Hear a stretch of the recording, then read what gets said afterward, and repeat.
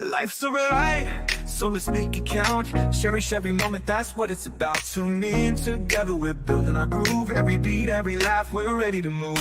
A little laughter, some love, we're soaring high.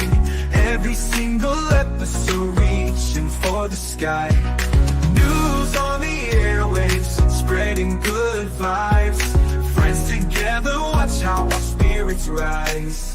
Kick back, unwind, leave the troubles behind. This podcast is gold, the treasure you'll find. With every word, we'll light up your day. Join the conversation, let's laugh all the way. A little laughter, some love, we're soaring high. Every single episode reaching for the sky. News on the airwaves, spreading good vibes. Friends together, watch how our spirits rise. Kick back, unwind, leave your troubles behind. This podcast is gold, a treasure you'll find.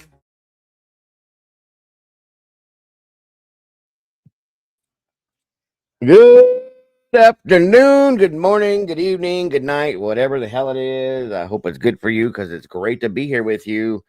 Good day, my friend Arctic. How are you, sir? Doing all right. How are you? I'm okay. I'm okay. I'm glad to be here. Today, y'all, we are looking at grab your coffee, and of course, it is a cold case. A lot of you are familiar with it. The case of Missy Bevers, and I know you know this one, Arctic. Oh yeah. I know you know this one well, so it was a good pick for this. And it's a wild one, a lot of weird stuff in it, and we're going to talk about it today. So, and I also sent Mom a link. If she's in here, I thought I'd seen her once. If she wants to join us, she's welcome to. Mama Bear's got to work, unfortunately, so it's just us. So, thank you all for joining us today for this. How was your day so far, Mr. Arctic? Oh, it's been all right. I went and grabbed some lunch here a minute ago and got all my chores done around the house, so I'm caught up. Good deal. Yeah, we'd have been here earlier, but of course, my wondrous internet was not working this morning. So, surprise! I'm sure everybody's so used to that now; it's a regular thing. But good stuff. Good stuff. We are here now. It's okay with me. So, come on in, everybody. Get comfortable. Looks like we got 19 people in here so far. 10 likes. We can do better than that, guys. Come on, please and thank you if you would. I'm definitely interested in talking about this one. I looked into it before, and I think we talked about it slightly a long time ago, but I've never really went into it like this. And now I know Arctic was pretty close to this, I think. So it'll be a good one for us to discuss. He could probably discuss more about it than I could without even having to look at anything. So there is that. Let's see who else we got in here. Looks like SRBBBB. Good to see you, dear. Tomboy Charms in the house this afternoon, for coffee in a cold case. Good to see you today, Tomboy. Dial Up Dreamer, welcome back. Good to see you today. Miss Sassy Cassie's in the house. Good to have you here today as well. Lisa Joe, welcome back. Good to see you. Mikey, the last 24. Good to see you. Miss Bonnie Bailey, welcome back to you. Good to have you here. Nancy Drew, Murder Mystery Delmarva's in the house. Good to see you, Nancy. Thank you for joining us. Brandy B, the OG. Hope you're feeling better, dear. Good to have you here. There he is, Mom. Mind of Monsters right there. Good to see you, Mom. Thank you for joining us. Like I said, there's a link in Discord, Mom, if you would like to join us. If not, no worries. I understand. Jilly Bean, hello and welcome back. It's been a while. Good to have you here. I can't not listen to this opening anymore. See you later. Wow. Okay then. That was nice.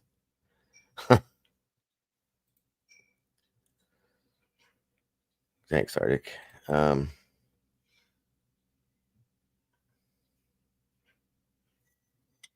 was interesting. Okay then. Wisdom Speaks. Welcome, Miss Sherry. Good to have you here.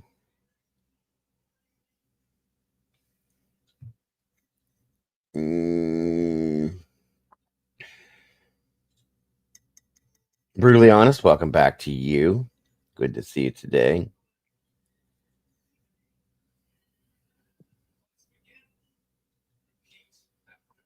Hmm.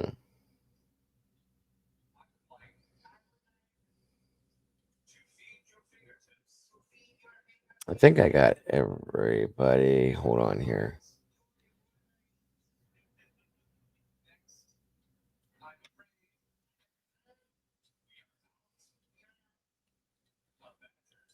Okay, so that was weird. Welcome, Ray. Good to see you. Ray Knightley. Okay. That was strange to me. Was something wrong with the opening, Arctic, or is it? No, it was fine. I don't know. At the very beginning, she said Dago with 2 green hearts, and then nothing's changed about it. I try to give people Summer Thunder. Welcome back. Good to see you. Heather Fitzgerald. Hello, hello. Thank you for being here. Appreciate all you guys so very much. I don't know. I usually open it. I set it up for it to go live 15 minutes before we come on here, so that everybody has a chance to come in. And I've done that for I don't know how long now, but okay. My apologies if somebody got upset. I can't please everyone, I guess. Exactly. Thank you. Anyway, let's see. Exactly, Heather.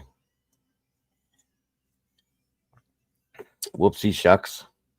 That's interesting, Mikey.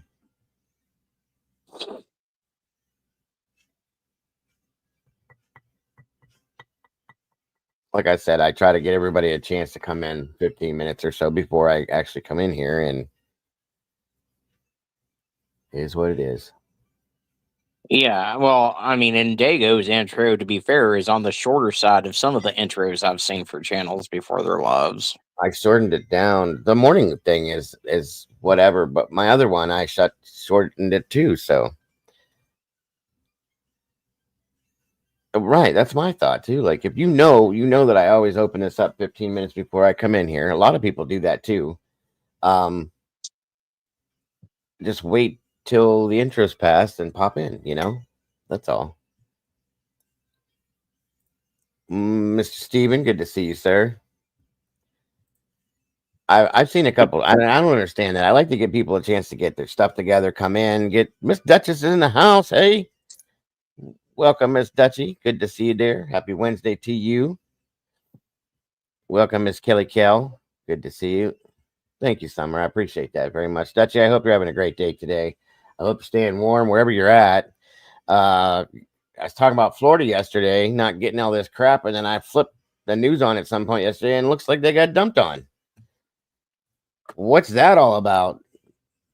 Snowmageddon. I think JLR was live with it and called it. It was like nothing, as we saw. Yeah, he was going to try to measure how much snow they got, but he only has a 1-inch measuring stick. So, bum. Then there's that. Gotta love it. Gotta love it. How much did Florida get? I'm curious. Mom or Mikey, either one of you, if you're in here still. Let me see. Kelly, I hope you're having a great day, dear. Thanks for joining us today. 20 people in the house, 19 likes. We're almost there, guys. Thank you so much for joining us. Did Dutchie get snow too? I didn't get to see her live. Damn it. I didn't get notifications about anything. I was busy, though. My wife had me running through the house. There is, Mom. My intro is a little over a minute long because I would get sidetracked with something else. I'd be over on Twitter and forget. Yep. I heard 10 for other than not sure. 10 inches in Florida? No way. Are you serious? That shut the whole state down. Like literally shut the entire state down. It's crazy. It's freezing, Miss Dutchy said. 28 degrees with 5 inches of snow and ice. Hubby and I are home. Everything's shut down. I bet it is. And it's stuck. Wow, that's crazy, Mike. Good luck. Be careful. I know it's colder than you could imagine here, guys. I think it went down to like minus with the wind chill and all that. My wife went to that that Dirty Dancing thing and came back and said that the temperature thing on the outside said that it read that it was like minus 20 with the wind chill feeling or something. I don't know. Trina Nixon, welcome. Said Ryan was live for 12 hours this day. I think there was 8 to 10 inches in the panhandle. Wow. That is crazy. That is crazy. Be safe, everybody that's going through this, that's not used to going through this. Please stay warm. Be careful on them roads if you got it. Believe it or not, it's sprinkling, I call it right now, snowing right now. Just little tiny little bits of plates. But how's your weather going right down in Arkansas, sir? Did anything get any better or worse? I mean, it's supposed to get into the 40s, maybe even the 50s. So I mean, it's better than it was yesterday. I mean, this morning it was 8 degrees when I got up, but Hey, yep, it's cold. It is cold. Dutchie said she went to the beach last night and it was a blizzard. That's weird. That would be crazy to me. Welcome, Trina. Good to have you here, dear. Pensacola had 11 inches. That's insane to me. What is going on, y'all? It's the apocalypse. The apocalypse is here. I'm just kidding. We're 10 above. I'll freaking take it. Yeah. Yeah, you need to stay warm. All you guys do. Just keep snowing. Low digits here. I know. I know. Winter is here to stay, it seems like. I am done with it. Been done with it. Oh, we'll be done with it. I think what's happening is making up for all the snow and stuff we didn't get past couple of years. Either way, I'm over it. I am in my fuzzy Bigfoot blanket until I get dragged to town to ship out flyers. Will you enjoy your Bigfoot blanket, Mom? So, what do you think of covering this case there, Arctic? What are your thoughts on it so far? Well, we haven't done anything yet, but with what you know and what you've dealt with. well, it's a wild case. You've got Missy. She's an exercise instructor, and she goes there. And normally they hold the classes, from my understanding, outside, but it was raining and stuff, so they were going to hold it inside and everything for her church. So Right. she goes to the church. There shouldn't be anyone there, and the surveillance video, the person that did it, because we don't know if it's a male or a female, you can't see their face. They're dressed in this huge costume, and it looks like at times that they may be walking with a prosthetic leg, but all this time, nothing, no answers. Right. Definitely. Definitely. It's a crazy case. It really is. Most definitely. The church thing really caught me. The first time I ever saw it, I'm like, wow, that's really something there. But, I don't know. But we're going to look into it and talk about it, you guys. Yes, that's what the same thing here this morning when we got up. Minus 21, guys. Mm-mm. Too much for me. I'm done with it already. Uncle lives in Pensacola, sent me some crazy pic. Yeah, I've seen some weather pics this morning up Florida, guys. I've never seen Florida like that in my life. Just saying. Ever, ever, ever. There's some nuts, just some crazy stuff going on around the world. California fires and snow and blah blah blah and all sorts of stuff. It's nuts. Today we're talking about Missy Bevers. Let's see something here.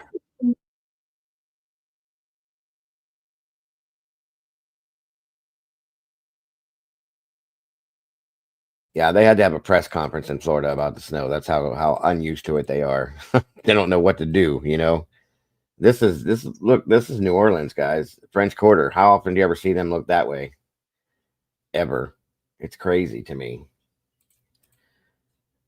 Georgia, I don't know. I don't know if Bama got snow or not. I haven't heard anything from my wife's family, but just seeing the roads like this in these places in Florida and places like that. Look at that. They don't know how to handle this stuff. They don't have I don't think they have the right resources for the snow either and the ice and all that. That's a cold tiger. Cold kitty.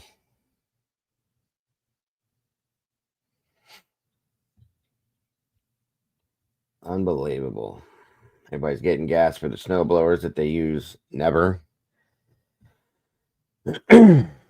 Snow and stand. I gotta question that. What the hell is snow and sand mixed together like? A lot of people down in Florida don't have grass or anything. They have sand for their yard. I know I did when I lived down there, but there's CZ. Welcome. CZ's got a snow day. Weather mentioned said yesterday that flurries in the air only, but snowflakes landed and stayed for a bit. Sure did. I know exactly, Kelly. We do that all the time. We always do that here. We bitch about this stuff, and then we bitch because it's too hot. We're never happy here, ever. We don't have salt trucks, so sand and then sawdust. I've heard some places use brine. I think Kimber was telling me they do that down in Georgia. Right. I'm ready for spring. I'm not a huge fan of like the dead of summer when it's 110 degrees outside. I'm not a fan of that, but I love spring and I love fall, so I'll take those two. I'll be good with it. I've never seen Florida. It's crazy. Never seen Florida look like this, you guys. Ever. The roads. And it's not, I've seen them get a dusting, a slight light dusting, but not like this. This is a lot. Hell, I think Alaska and Antarctica is better off than all of us are. So, yes, spring and fall are like the most beautiful seasons that exist because you got spring, which is everything's new and fresh, and the smells in the air are just amazing, and you get all the flowers coming in. And the fall, when the trees and the leaves are all dying off and changing colors, everything. It's just the two most amazing seasons. Believe me, I love them. Need some Z's in the house. Yeah, that's what I said. It's crazy how long it's sticking in Florida. They've had snow where it'll stick for just an hour or so, and then it's gone. Not this time. Let's see. We got 28 peeps now. 22 likes. We're doing awesome. Fall is especially in Ohio. Kelly, I agree with this. Fall in Ohio is absolutely amazing, guys. The leaves, the trees, the landscape, just the air, every bit of it. It's amazing. I like how the word brine is used. Love it.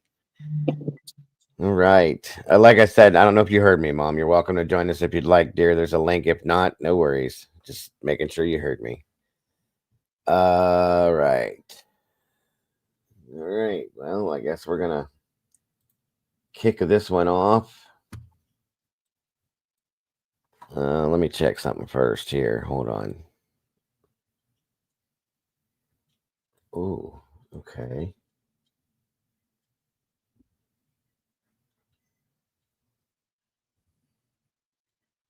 Oh, thanks for dropping that back there, Arctic. I appreciate that, bud. No problem. I got some stuff, but I always start my. Oh, if it's gonna work for me here, come on. There we go.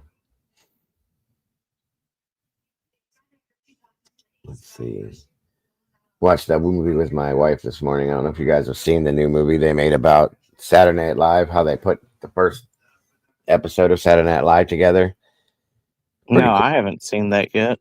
It was a good movie. They picked some really good actors to play the parts of like Dan Aykroyd, Bill Murray, Chevy Chase, Jane Curtin, Gilda Radner. And we also watched, my wife is a huge fan, well, we both are, of Gilda Radner and Gene Wilder. Actually, we're huge fans of all of those actors and comedians and stuff that were on SNL. So, but that movie, it's called It's Saturday. It's a good movie. It's a really good movie if you guys want to check it out.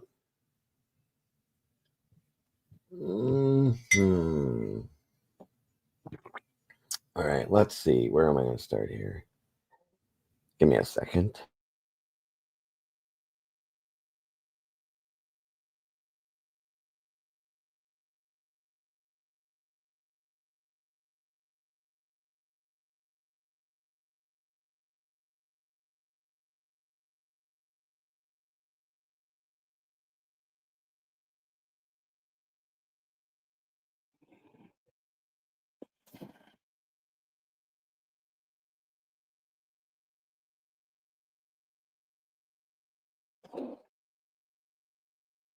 All right, let's get this rolling.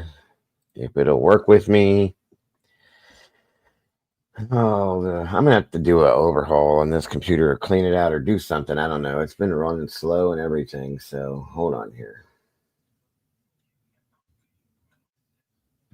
I guess I'll start with this one. I like this. So hold on.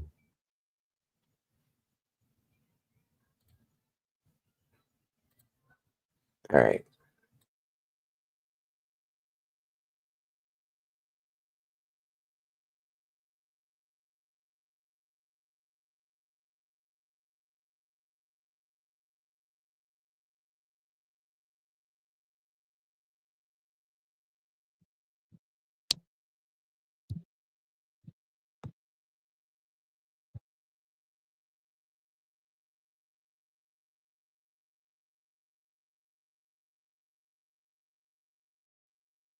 I know, Sherry, you're right. I always forget.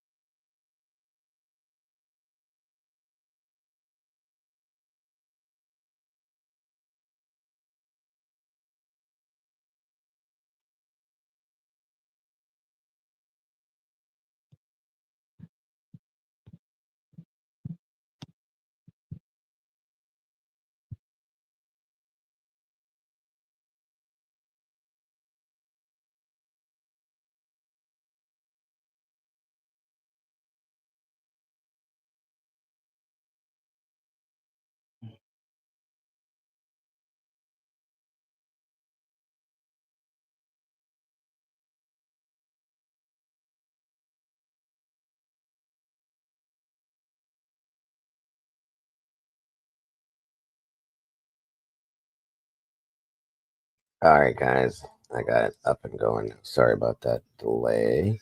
And here we go.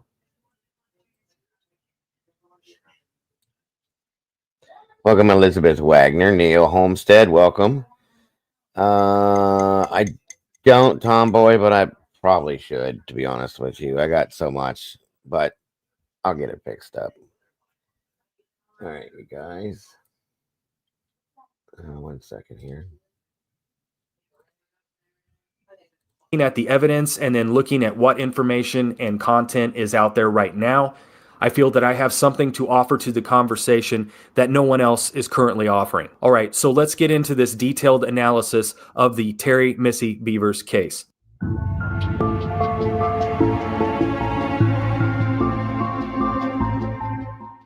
In this detailed analysis, I'm using around 6 different computer and internet photography programs to analyze the surveillance footage from the SWFA and the Creekside Church. I am also using the Windows Zoom feature and Movavi screen capture. On Monday morning, April 18, 2016, at around 2 a.m., surveillance cameras at SWFA, a sports and outdoor store a little over a quarter of a mile away from where Missy was murdered, picked up some strange activity. This activity took place roughly 2 hours before Missy was murdered. Police have stated that the person seen driving in the SWFA footage may not be involved in Missy Bevers' murder. They have asked for this driver to come forward to explain themselves, but as of today, this driver has never come forward. This image shows the path that the driver took driving around the SWFA that morning. The yellow dashes indicate their line of travel. Hold on, guys. I don't mean to interrupt, but I got to check something brutally. Wait a minute. What? Did anyone see the new Delphi confession that was apparently said by the owner of the property? It said the box cutter, and at that time, box cutter hadn't been released. I have not seen that. I guess I'll be looking into that stuff then. You talking about Ron Logan, or are you talking about the other person that lived next? Yeah. Looks like it's time to do another Delphi show, folks. We will be looking into it. All right. Thank you, Brutally, so much. Sorry to interrupt, guys. Back to this. Travel the first time they go around the building. The red dashes indicate where they circled back around and parked, and the green dashes indicate their departure from the SWFA parking lot. At around 2 a.m., the driver pulls into the SWFA parking lot driving a 2010 to 2012 Nissan Altima. Important to note is that this is a 4-door Altima and not the 2-door version. Unfortunately, Ultimas during this 3-year time period changed very little, so it is tough to tell them apart. Upon pulling into the parking lot, the driver behaves extremely suspicious, turning their headlights off and reducing their speed to a crawl. The driver takes an immediate right, driving around the edges of the parking lot rather than taking the most efficient and logical path, which is simply driving straight forward. One could argue that the driver did this to avoid having their face seen in case someone is inside the store. The driver continues around the edge of the parking lot counterclockwise, and here in this footage, for a brief moment, you can get a glimpse of the driver's face. I'll zoom in here and replay the video a few times.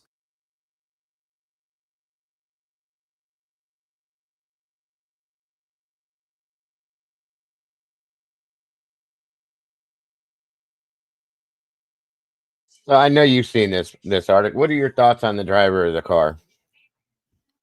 There's the video is so bad that you can't really make out the driver, and with them ducking and turning the lights out on the car, there's really not much to make of the surveillance up there.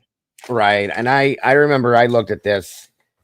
Jesus, like I said, when we kind of looked at this, we didn't look at it real heavy when we did back a couple years back, but I did everything I could to zoom in on this, and you really can't. It's hard. And I think that the car has some importance. I truly do. But, at this point, what am I going to say? And thank you, Heather. I appreciate it. We'll be using all that stuff then. Awesome. So, I don't know, but I feel that the car has some meaning too. I do. We shall see. Here are some still photos as well. Clearly, this person is Caucasian, and from my perspective, they appear to be a man. How can you see that? I just can't tell that. Even with, well, maybe. Yeah, I guess that, okay. If you look at it long enough, I guess, yeah, I can see. Okay. Their hair appears to be slicked back, thinning, shaved, or bald. I used an Adobe Photoshop filter, which allowed me to capture these shots that you see here. You can see the driver's head, and they appear to be wearing a hoodie or a ski mask with the mouth and nose portion pulled down under their chin. The driver continues counterclockwise, and as they reach the back corner of the building, they brake, turn their lights on, then off, and then on again. I believe the driver turns their lights off to get a better look inside the building, as their car lights could be casting reflections on the store windows. You can see in this footage that the driver has rolled down their window halfway and is moving their head around to get a better view inside the window. I was able to zoom in and capture these still shots of their face. As the driver pulls forward, they pass by 2 cars parked in the rear loading dock. If the driver was casing the store, it would have concerned him when he saw the cars parked there. This might explain why he turns his lights back on and quickly pulls away. Here's a small clip from an interview with a career burglar who robbed hundreds of homes and businesses in Texas over a 20-year period. Does it have anything to do if there's vehicles in the driveway or in the garage? Yes, sir. I'd spoken with a detective about that, particularly if I see a vehicle parked in the driveway or in front of the home, I'm most certainly not going there. It's a waste of my time. Why would I do that when people that aren't home generally don't park their cars in front of their homes? Right. And as I said, I didn't want to come into contact with anyone. That's a major deterrent. As the driver pulls around the front side of the SWFA, we get a brief view inside the vehicle and can make out something on the driver's upper left chest that appears to be a canister strapped onto the vest, or possibly some mace or some other tool. In looking at the Creekside footage, we see the exact same object strapped in the exact same location on the killer's vest. After circling the SWFA building, instead of leaving, the driver pulls into a parking spot at the front of the parking lot that is partially covered by bushes and is directly under a lamp. The driver parks the car and remains inside for around 3 minutes. So what was the driver doing inside the vehicle during that 3 minutes? I zoomed in and saw that right after parking, the driver pulls something out and there is some movement inside near the front dash of the car.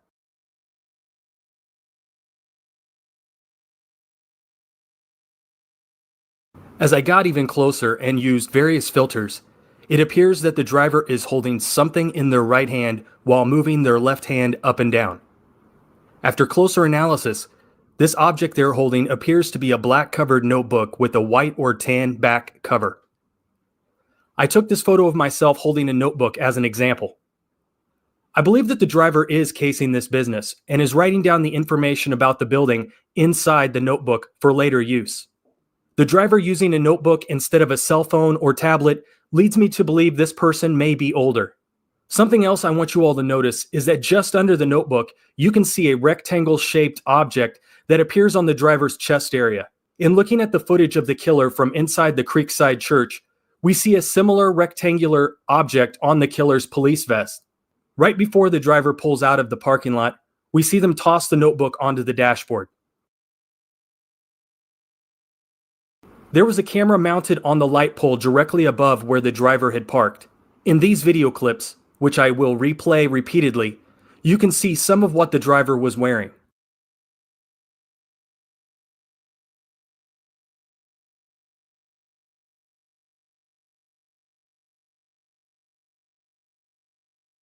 I don't know. It's really hard to see. It's really grainy. Here are some still shots of the driver as they pull out of the parking lot. Notice that the color of the driver's outfit is the same color of the outfit of the killer at the Creekside Church. Another thing to notice is that in these shots, we should be seeing the driver's neck and head, but for some reason, it's not showing up. This could be caused by a few things, including a hoodie, a ski mask, a beanie pulled way down, an oversized hat, helmet, or some other head and face covering. In this photo that I used a solar filter on, notice the odd-shaped outline in the area where the driver's neckline is located, and then compare that with the killer's neckline from footage taken inside the Creekside Church using the exact same filter. Additionally, you can start to see something white on the back of the driver's clothing near their top left shoulder. Looking at what the killer was wearing inside the church, we see the white police letters located on the back of the killer's vest in a similar area. Lastly, we can see something white appearing on the front left pocket of the driver's chest, which matches up with the police vest that the killer is wearing inside the church. The driver exits the SWFA parking lot at around 2:04 a.m. Now, something I want to point out here. Ask yourself, if you are familiar with this area, you would know that you can't take a left turn out of this parking lot and that your only option is a right turn. Watch how the driver is pulling out almost dead center of the driveway. Their car is not angled in one direction or another. If you know where you are going and you know you are making a right, wouldn't you hug the right side of the driveway as you leave and angle your vehicle to the right? There is a moment of confusion here as the driver pauses at the end of the driveway and then decides to turn right. Good point. Before we move on, let's discuss the license plate on the vehicle. So what state license plate is this? We can narrow the list of possible states down to 31 because this vehicle has a front plate and there are only 31 states that require front plates. Looking through the 31 possible states, I discovered only 4 states with license plates that are similar to the style of this vehicle's plates. Those states are Texas, Missouri, Maryland, and New Hampshire. Of these 4 remaining possible states, only Texas requires the vehicle registration sticker to be placed on the driver's side. Well, it's most likely going to be a Texas license plate, in my opinion. I'm just saying, it's in Texas. It's whatever. Just my opinion. Bottom corner of the windshield. Here in these photos, you can clearly see the registration stickers displayed on the driver's side bottom corner of the windshield. Therefore, I can say with a high degree of certainty that this is a Texas license plate. For the next step, I cut and pasted license plate characters, creating a list of the alphabet and numbers 0 to 9, and I put them on a sheet to use as a reference. After hours of capturing photos of the license plate, zooming in and using various filters, I discovered that the first character of the license plate appears to be the universal symbol for a disabled person, aka stickman in a wheelchair. Note the curve of the first character that is too wide, thin, and incomplete to be a letter or number. Also notice a dot at the top of the character that I believe is the head of the stick figure. The second character is absolutely an H. I am certain of that. There appears to be a small mark separating the first two characters from the remaining 3 to 4 characters. Texas plates sometimes include a miniature Texas state shape. So he's saying that this is a handicap plate, basically. That's interesting. Yeah, he does. I agree with you on that one, SRB. In between characters. So thus far, the license plate reads disability symbol H, then small Texas state shape. The fourth character appears to be a 9, but I am not certain of this. The fifth character, I cannot say for sure, but based off there being a mark in the center and what appears to be rounding of the bottom of the character, it could only be a B, 3, 8, or 5. If there is a sixth character, I cannot see it. The last character, I am fairly certain, is a 1. I believe the police should be able to track down this person just by entering the first 3 characters into their database. The police did subpoena Google, and they requested a data dump of all cell phone activity around SWFA, as well as the Creekside Church, for the morning of April 18th. Reportedly, they did not find anything. In reviewing the surveillance footage and seeing the driver of this vehicle using a notepad, it doesn't surprise me that there was no cell phone activity. 19 minutes after the driver pulls out of the park. Well, let me ask a question though. Like, what would somebody? I'm just curious. Somebody that's going to take somebody's life, what would they be doing sitting in a car with a notebook? Just curious. Like, any ideals? What could somebody be doing? Any thoughts yourself, Arctic, or anybody for that matter? I have no idea. I mean, the only thing that makes any sense to me is maybe they were taking notes as to what they wanted to do or something like that, but that's the only thing that makes any sense. Or maybe if it was someone that was hired to do it, maybe they were looking at the instructions, what they were supposed to do.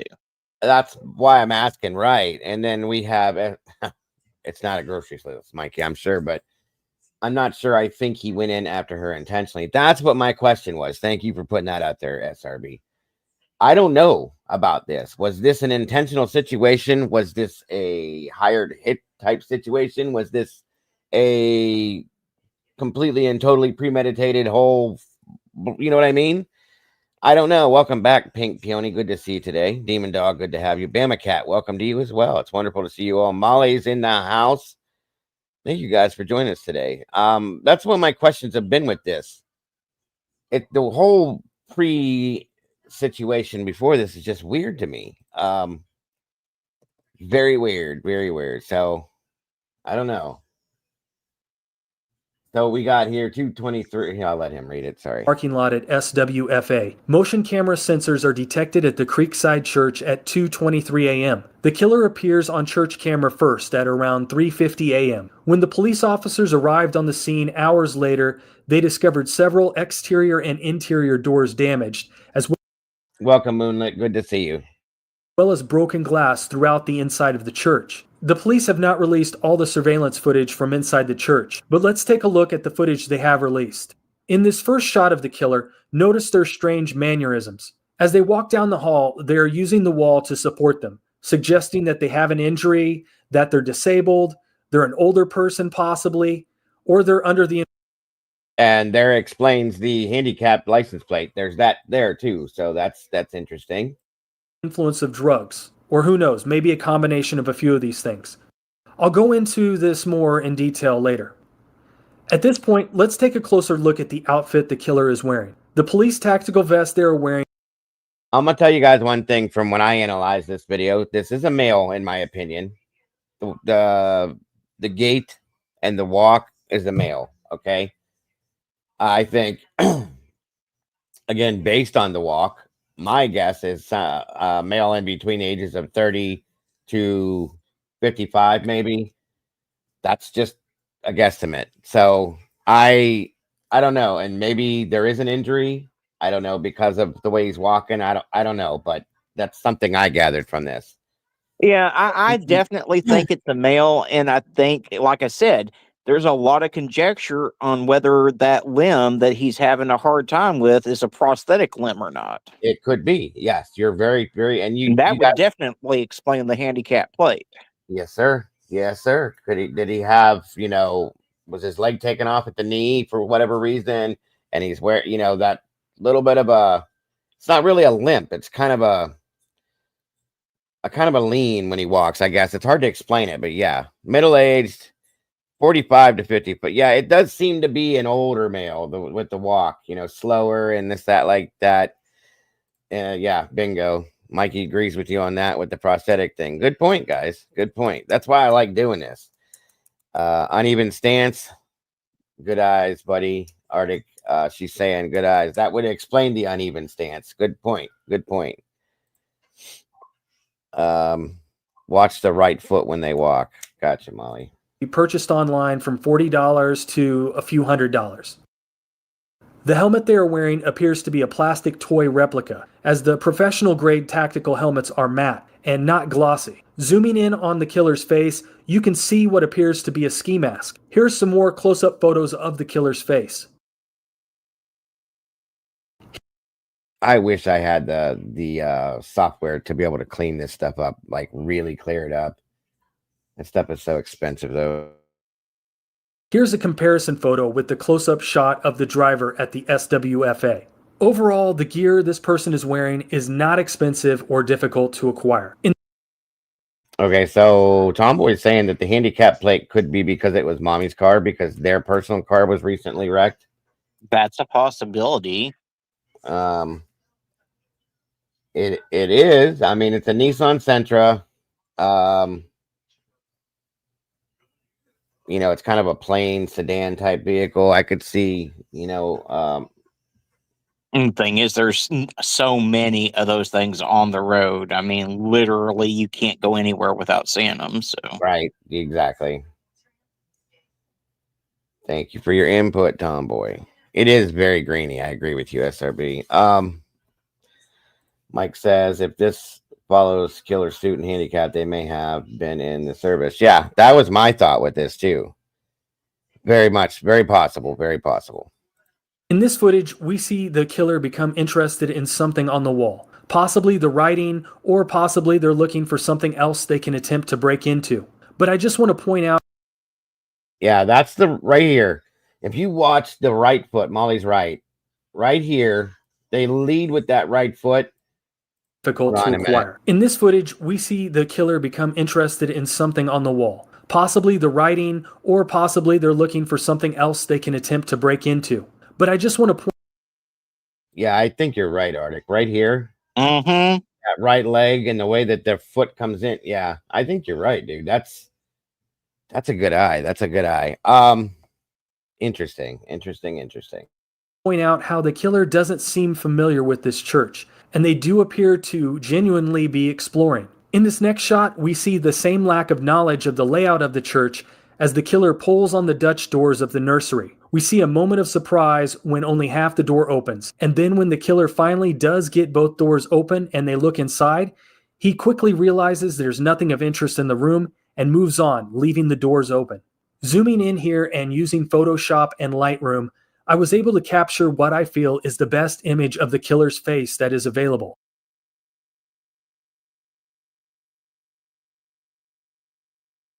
So now let's take a closer look at the killer's feet and their bizarre style of walking and moving.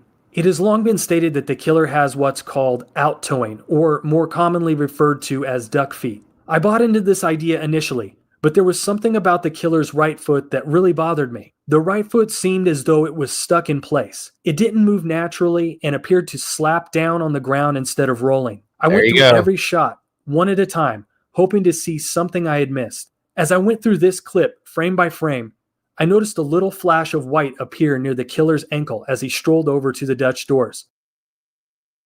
I zoomed in and noticed something didn't look right with his ankle. I captured the screen, took the photo over to Photoshop, and ran it through multiple filters. Bingo. I'll be damned. Look at that. Mm-hmm. That right there in itself, ain't nobody got ankles that small. Definitely, possibly a prosthetic. Good job. Damn. You weren't lying. This dude is on point with this stuff, Arctic. He's good with this. Yeah. Very good. Very good. That's definitely a prosthetic, folks. There's no two ways about it. Anybody. There's no other way to explain that. Look at that. Oof. Okay. And that's when I saw it. The killer has a prosthetic right leg. And the brief flash of white is the stuffing that is put inside the shoe to help hold a prosthetic leg in place. I quickly zoomed in and looked for other shots to back up this discovery. And a few seconds later, after the killer leaves the Dutch doors, his pant leg flips up for a brief second, and you can see the prosthetic leg perfectly. There it is. Now it all made sense. Everything fell into place. And that's where I'm at with it, possibly too, Pink. A veteran. Yeah, that would make me go that direction right away. 100%. Now it could be somebody too that was diabetic that lost her leg, but the way the guy's wearing the police clothing, I'm not saying he was involved in the police, but the mindset, okay? He's wearing a police uniform per se to cover himself up, okay? It leads me to believe that the guy could be military to have the mindset to wear that type of clothing. You know what I'm saying? Well, in my mind, I think he is either possibly military or this isn't the first time he's done this, because he knew how to cover his identity to a T. Right. You know, you can't make out hardly anything. Everything's covered up. Seems kind of professional to me, like he's done this before. Yeah, which could explain the notebook. You know, if he's a pro, he has a checklist. He wants to make sure he has everything done just the way he does. A lot of these, he could be a OCD with this stuff. You know what I mean? That could explain the notebook too. And Mikey says for him to walk the place the way he does, he seems to know the place. Or he's looking at the place to make sure that where everything is before he does what he does. You know what I'm saying? Molly says no digital trail. Right. That is a good point too, though, Mike. Like Arctic just said, maybe rejected by the military, or maybe rejected by the police force because of the prosthesis per se, after being in the military. You know, these are all good points, you guys. I love how interactive you guys are with this one. This is awesome. And the comfortability to do this, right? Good point, Kelly. You guys are on point with this today. I really appreciate this. Yeah, it is really good work, Moonlit. Arctic sent me this guy's link for this, and he's really on point with this stuff. I like this a lot. It's called, his name is Aaron Stoner. For those of you that are not familiar, I put the link in the chat once, and I also have the threw it up, the name up there for his channel. I'll do it again here in a minute, but I heard you talking about plates when I first joined. He could have veteran plates. Don't come for me. No, you're fine, Moonlit. Don't say that. He had, what it appears is that he has Texas handicap plates, Moonlit. Yeah. Which, if he's a veteran, you know, my dad was a veteran and he didn't have necessarily veteran plates on the car. He just had an Arkansas handicap tag. So right. Yeah, he definitely does, Bam. I agree. I got a whole bunch we're going to be looking at, so hang on, guys. It's a good case to look at for real, and maybe this will give somebody else an idea after we see all this to help, maybe in some senses, to put, at least nothing else, we're getting the information out there. He perhaps feels God owes him something. There's that too. It does happen. 100%. You know, you lose one of your limbs, that's going to make people angry, guys. And it turns you into a different person. I've seen it happen in many other cases too, with certain things like. This is why the killer was leaning against the wall. This is why the driver at the SWFA has a disability license plate. And this is why he murdered Missy Beaver. And Tomboy says they are DV handicap plates. Thank you, Tomboy. Oh, okay. Oh, that makes sense. Disabled veteran handicap. Okay, here we go. And that answers that question. Thank you. I figured you might have some answers too, Tomboy, being that you live down there. I'm sure you follow this as well. instead of fleeing the scene. I hear a lot of people say, well, if he was there to steal stuff, then why didn't he steal anything? Well, he did. We see in this shot where he clearly comes out of room 10, which is the youth group room. carrying a slim white box. The killer did not have this on him when he went into that room, and we do not see him carrying it at any other point in the video prior to entering that room. If you're a hitman or you're there to target Missy, why would you pick up random things and carry them around? People are saying that the killer didn't bring a bag to stash stolen items in, so clearly they weren't there to steal. The killer has a tactical vest on that is covered in large pockets. It is highly likely that the killer did steal things and deposited them into one of these pockets or in their pants pockets. There are no cameras inside the rooms, so we cannot see what they are doing in there. If the killer did steal something of value, the police may not reveal this information because they know only the killer will know the details of the items stolen. They could use this information to corner the killer down the road or capture them when they attempt to pawn or sell the items. You also must remember that the killer was only seen on church camera for around 30 minutes. And in that 30 minutes, the killer is seen trying to pry open doors and bust out windows. And frequently, they fail to gain access to these locked rooms. Therefore, a lot of their time was lost trying to get into the rooms that may have had things of value. The fact that they couldn't get into the rooms that had valuables may explain why nothing of value was noted as being stolen.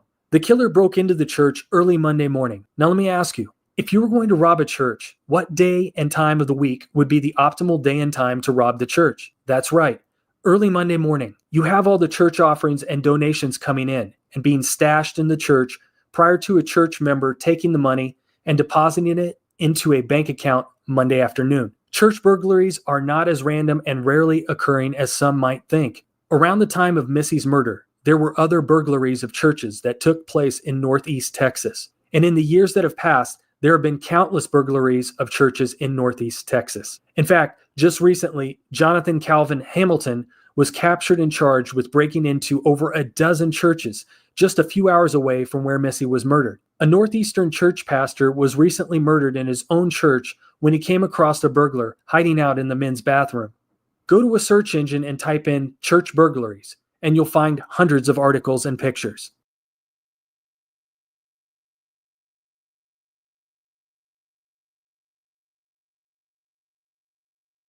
There is so little information on Missy Bevers' killer that all we can do at this point is speculate about who the killer might be. I understand there's going to be some disagreement about how I profile this killer, and I welcome it in the comments below, but please, no personal attacks or rhetorical attacks. Those types of comments will be removed.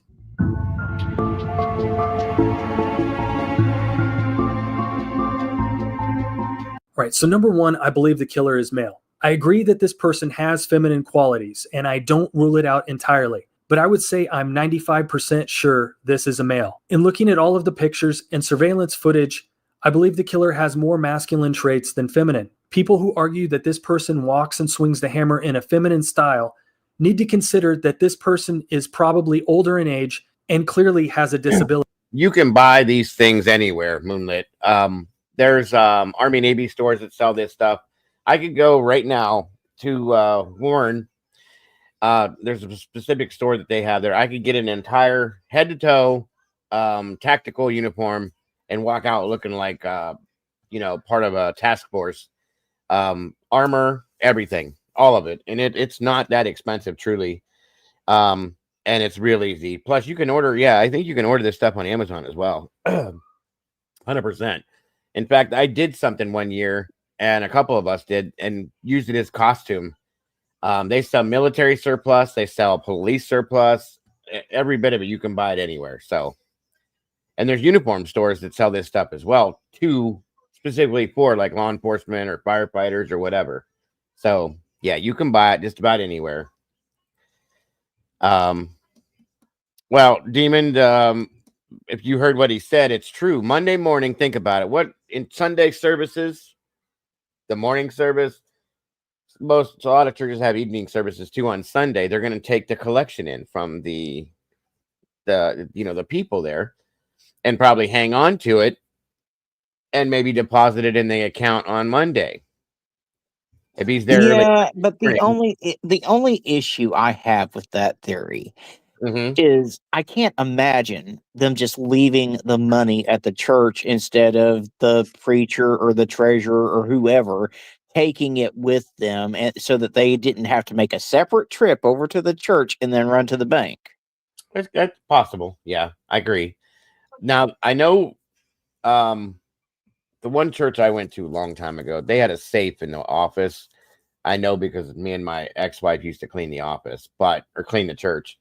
Now it could be put in a safe and then picked up, but you're right. Let's take it home and then we can drop it off in the morning at the bank. That does make sense. Especially the pastor, preacher, whatever he would be. So yeah, they do have a lot of audio and video equipment. That's true too. I've been sitting here wondering if this guy, because of his injury possibly, or something that he went through along with the injury, was failed by a church per se, or this church in particular, maybe that he was a member at one point, but the way he was looking around, I don't know. These are all good points though, you guys. Very good points. Let me see something here real quick before we get that going again. I figured as much, Tomboy. I was getting ready to ask you if you wanted to. Oh, wait a minute. Wrong one. Hold on, Tomboy. I think Tomboy's going to join us. I was going to ask her because I am pretty sure she's pretty deep into this case. So she's going to be joining us, I think. Hold on. Where'd you go? There you are. All right. Try this link instead. Sorry. There you go, dear. Oh, shoot. Where am I at here? Here we go. I think I gave you the right one.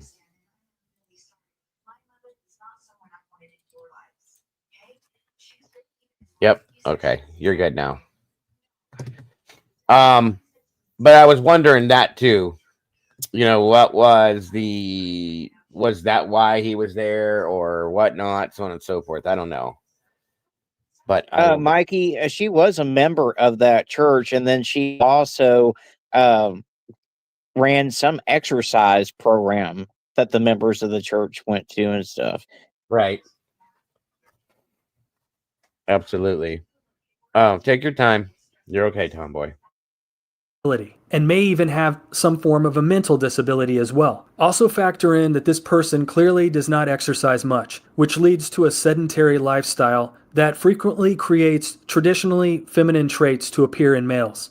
I estimate the killer is around 5'6" to 5'8" in height. They are Caucasian, they are right-handed, and they have a right prosthetic leg. I believe this person is anywhere between 45 to mid-60s. I don't believe the killer regularly attended the Creekside Church. In fact, I don't think the killer is even from that town. The killer may use crutches, a cane, or a wheelchair. The fact that the killer is missing a leg and may be possibly mentally challenged would make the killer more likely to evade suspicion. The killer possibly sold or traded in their Ultima in 2016 or 2017.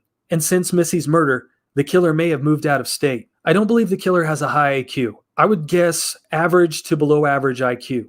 The killer is organized and methodical, but that doesn't equate to high IQ because they have to be organized and methodical in order to offset their disability. This burglar must avoid confrontation at all costs because they cannot escape.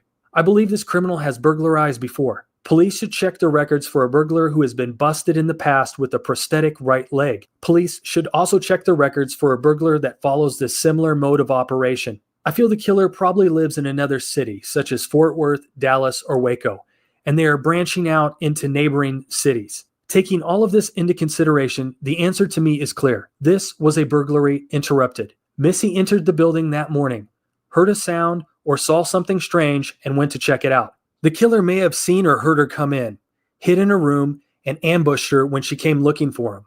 It's also possible that Missy walked in on him, catching him in the act, and in a moment of shock, he attempted to flee, but Missy attempted to stop him or apprehend him. Given that this killer is disabled, Missy probably cornered him, and he was left with no other option than to fight, as escape would have been impossible. Well, welcome, Tomboy. Thank you for joining us, dear. Morning. Morning. Afternoon, whatever it is. Yeah, it's 2 o'clock here, but I don't know. Thank you. This is almost over, so I'll let this run out, and then we'll talk real quick. Missy noticed his disability, she would have felt empowered and felt confident in confronting and apprehending the criminal. Thank you so much for checking out this detailed analysis of the Missy Beaver case. Please toss me a like if you enjoyed this content, and subscribe to my channel for future videos. Okay, so we're through that first one. What do you think so far, Tomboy? What are your thoughts? And let's hear it. Okay. I don't think he has a prosthetic leg. I think he has a knee brace on. You think that would make the ankle look so small? I don't think the ankle looks small. I just Okay.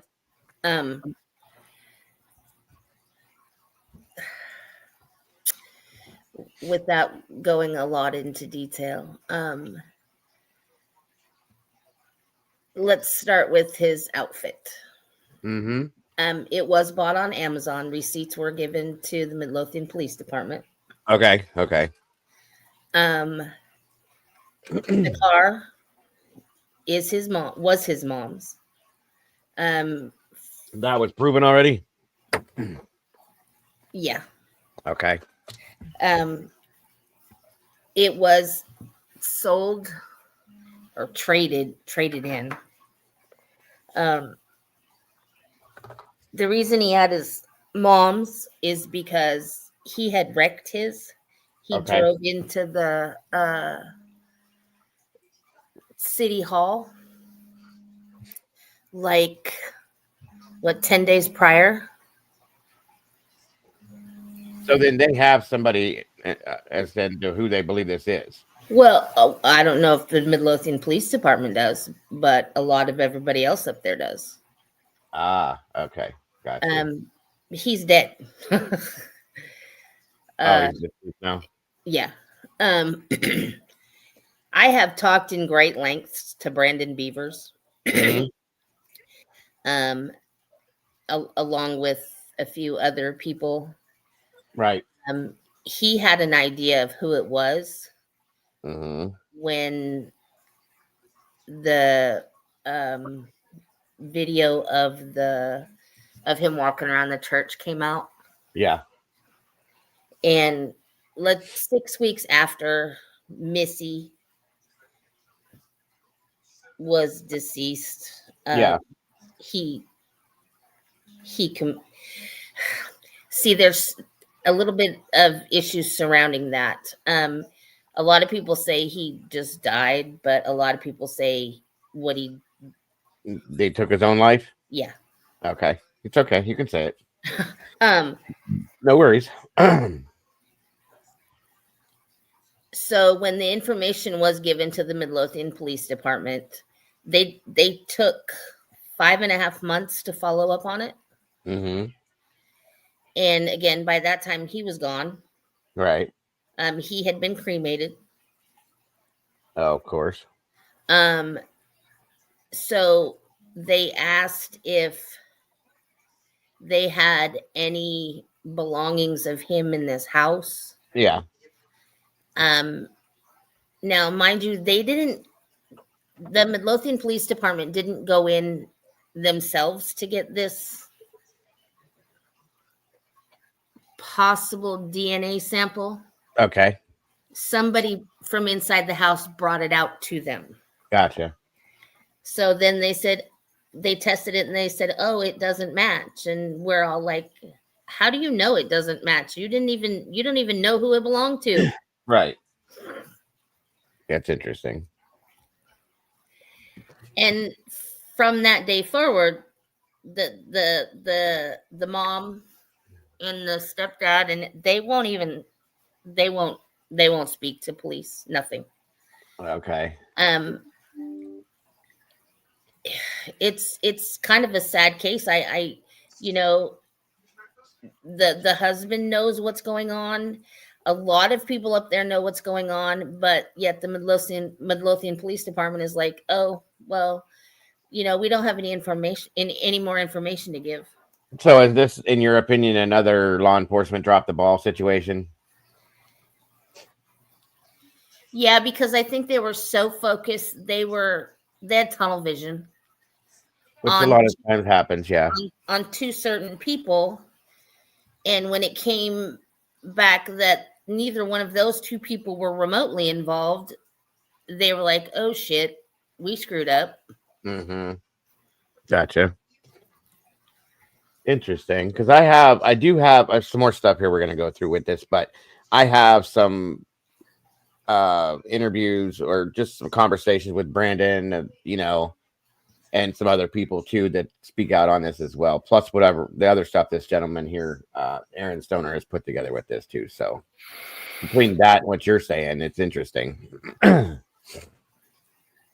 If you watch the video again of him opening they're called daycare doors. Yeah, the half doors, right? The half doors. If you watch him reach up under that upper section, he knew exactly how to open it. So he's been there. Okay. No, not that he's been there. I know. I mean, he knows how to work the door. Yeah. Yeah, because the idiot owned a daycare. Oh, okay. And the reason he was at the church was because he could be. Oh, okay. He had that mentality that he could do whatever he wants. Gotcha. He ain't gonna get in trouble. He got enough money. Okay. And that church, that particular church, Mm-hmm. the Wednesday prior to this happening, they had a fundraiser to raise money for a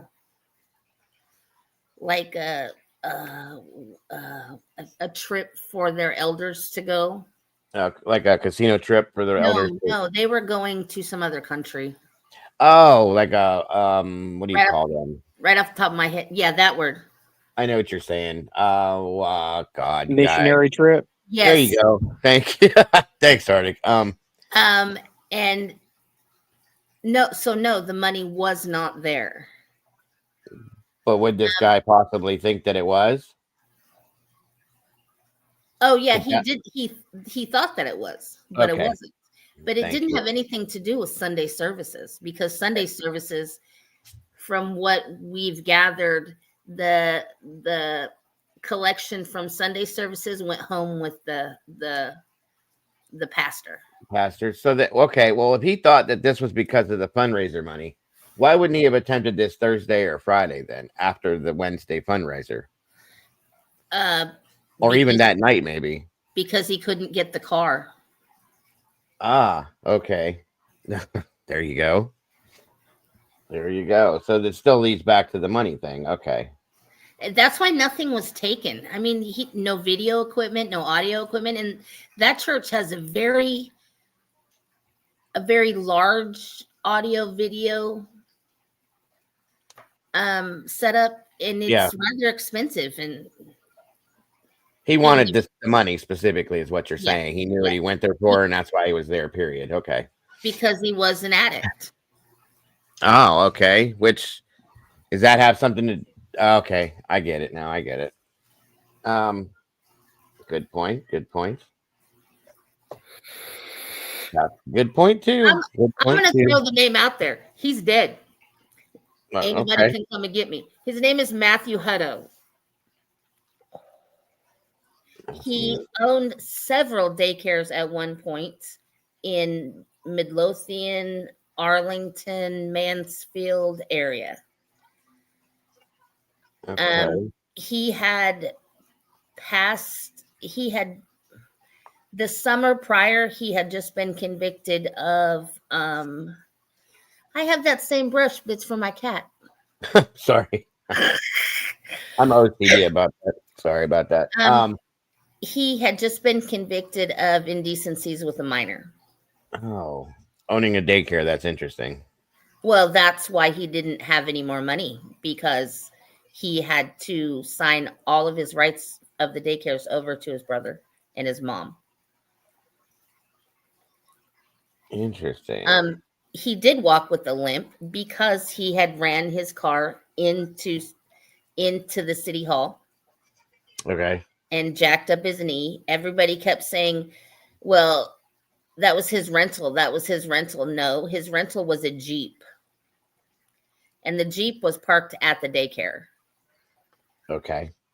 Because he was too drunk to drive home, so his mom and stepdad had to go get him. Got you. Welcome, Sunday Doodles. Good to see you, dear. Interesting. This is interesting. Mind boggles. Good to see you as well. And Cool. the reason I know most of this is because that is the daycare that Tandy worked at. Oh, well, okay then. There you go. She worked at that daycare for 11 years, 10 years, and Shelby was there for 8. Now, did he work within the daycare, or did he just own it and have other people working there? Oh no, he worked within the daycare for the longest time. He was lots of field trips with the kids. He was really involved with it. How old was this guy, would you say? Oh, At that time, I'm sorry. early 40s. Okay. I would have to get an exact. And he's somewhat overweight, right? He had not some. He wasn't overweight per se. He was in liver failure because of his alcoholism. Renal failure. Okay. So he was really poofy. Gotcha. was Gotcha. puffy. Swollen. That also could explain part of the limp walk too, Yes. because your feet and your ankles swell and there's pain there, so you're not hustling and bustling. So there's that. Hey, Peggy, good to see you. Welcome. Thank you for joining us. Interesting, Tomboy. I appreciate this. Knowing that you have firsthand information about this other person and so on and so forth is very helpful to this too. So maybe that stuff will lead into some of the other stuff we're looking at too and kind of match up with it. Who knows? That's interesting. Very interesting. Now, let me ask you this before I play this next video, just out of curiosity. Do you think that Terry was, or Missy, Terry, her real name's Terry, but she went by Missy. Man with no arms, welcome. Good to have you here. Do you think that Missy was targeted, or do you think she was just in the wrong place at the wrong time? Wrong place, wrong time. Okay. That's my thought too. But, you know, people have said she was targeted on purpose, blah, blah, blah, so on and so forth. I don't think she was, but. Yeah, wrong place, wrong time. There's not going to be 100% proof on anything, Nancy. That's why it's still an open investigation, sadly, that and the fact that it sounds like that law enforcement dropped the ball somewhere. So they were so focused on the father-in-law and that retired officer. Yep. They went after Randy Bevers super hard. Absolutely, they did. Yes, they did. That I know.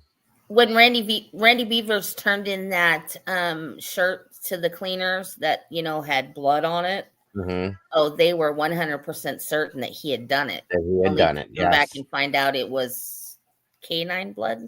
Yep. They looked stupid, but they're not going to say that. Of course not. And that's like Kelly said here just a little bit ago in the chat. Let me find it real quick. No law enforcement agency wants any kind of bad press to make them look bad. Whether they did it or not, they're going to deny. We've seen this happen, guys, in how many other cases, okay? So it is what it is. Mikey, I think he was high. And everybody kept saying he had a notebook, he was taking notes. No, he was just doodling. Okay. Wasting time or just, hey, Chris, welcome, bud. Thinking that, I don't know, in my brain, I think he's just killing time waiting because it's raining. Oh, waiting for the rain to slow down. Okay. Yeah. So it sounds like the person you think is responsible was kind of arrogant, cocky, too big for his britches. Yeah. Yep. Basically. He had that mentality too. That's why he was so PO'd when he was convicted of the crime, because he didn't think he did anything wrong. He was just helping a kid. Were you helping him get undressed?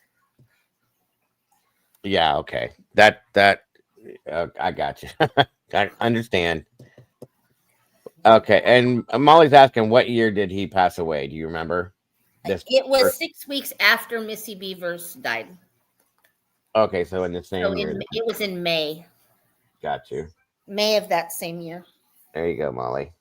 Molly, I have all that info if you need it. Cool. All right. Well, let's check out this next thing here. Like I said, some of this stuff you'll probably disagree with, Tomboy, so on and so forth, but it's all interesting in relation to the situation. Plus, I do have some of the other stuff from, like I said, Brandon and stuff like that that I still want. I really appreciate your input on this though, because I had no idea of any of that stuff you just said to me. Not a lot of people do, because Midlothian Police Department won't release any information. Again, there we go. Mikey said he owned daycares and his parents had to pick him up from bars. Yeah, well, there you go, Mike. You know how that. There you go. Yes, absolutely, Chris. Absolutely. It's good to have you here, brother. All right, guys. Please make sure to hit that like button when you come through the door. Share this out if you will. 43 awesome peeps in here. I appreciate each and every one of you guys. Thank you for being here with us. Let's check this next section out here and go forward. All right. And you're welcome to please hang out up here with us, Tomboy. If there's anything that pops up you can answer or anything it would be very helpful. Okay. All right.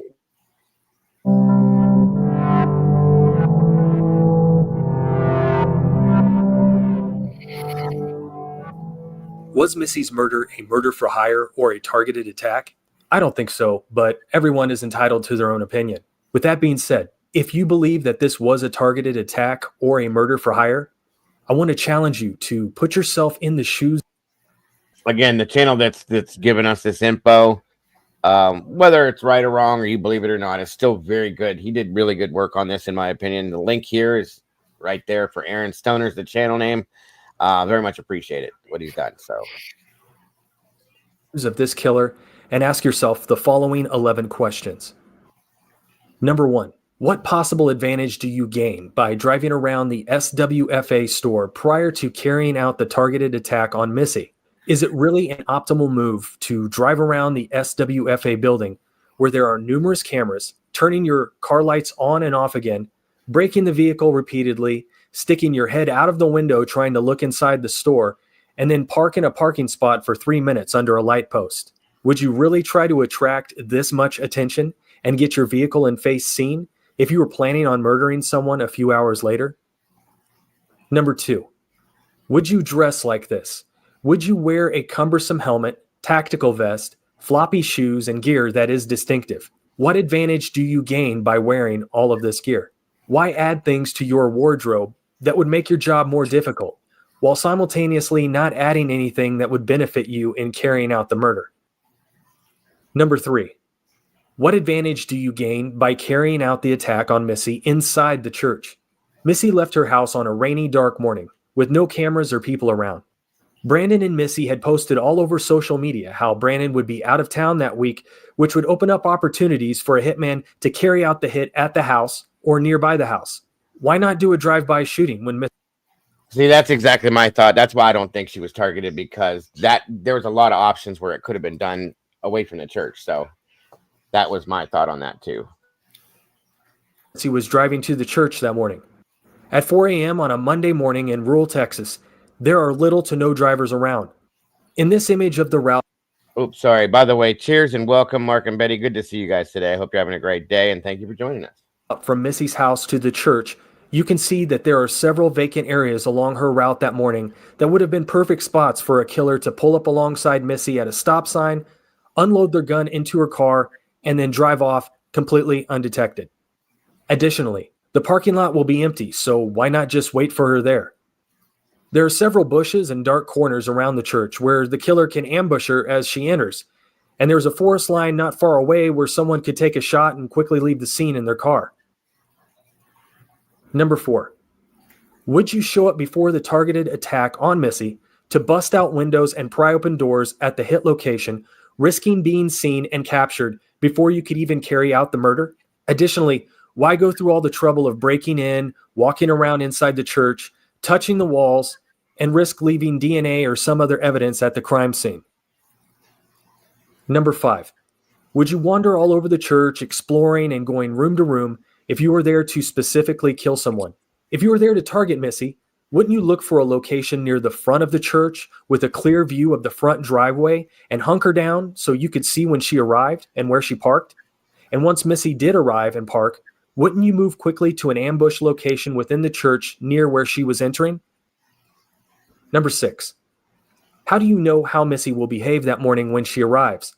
You can't control where Missy will park that day for sure, or how she will behave. So what if Missy drives around the back of the church, sees the windows that you just busted out and the doors you just pried open, and decides to call the police or church officials? What if she walks inside the church, sees the broken glass on the floor, the lights on, the doors you left open, and other damage to the property, and decides to exit and call the police? Number 7. Would you show up before the attack on Missy and walk around inside the building where you're about to carry out a murder that has multiple cameras? There are several signs posted around the outside of the church stating that there are surveillance cameras located inside the church. Wouldn't you try to avoid cameras as much as possible?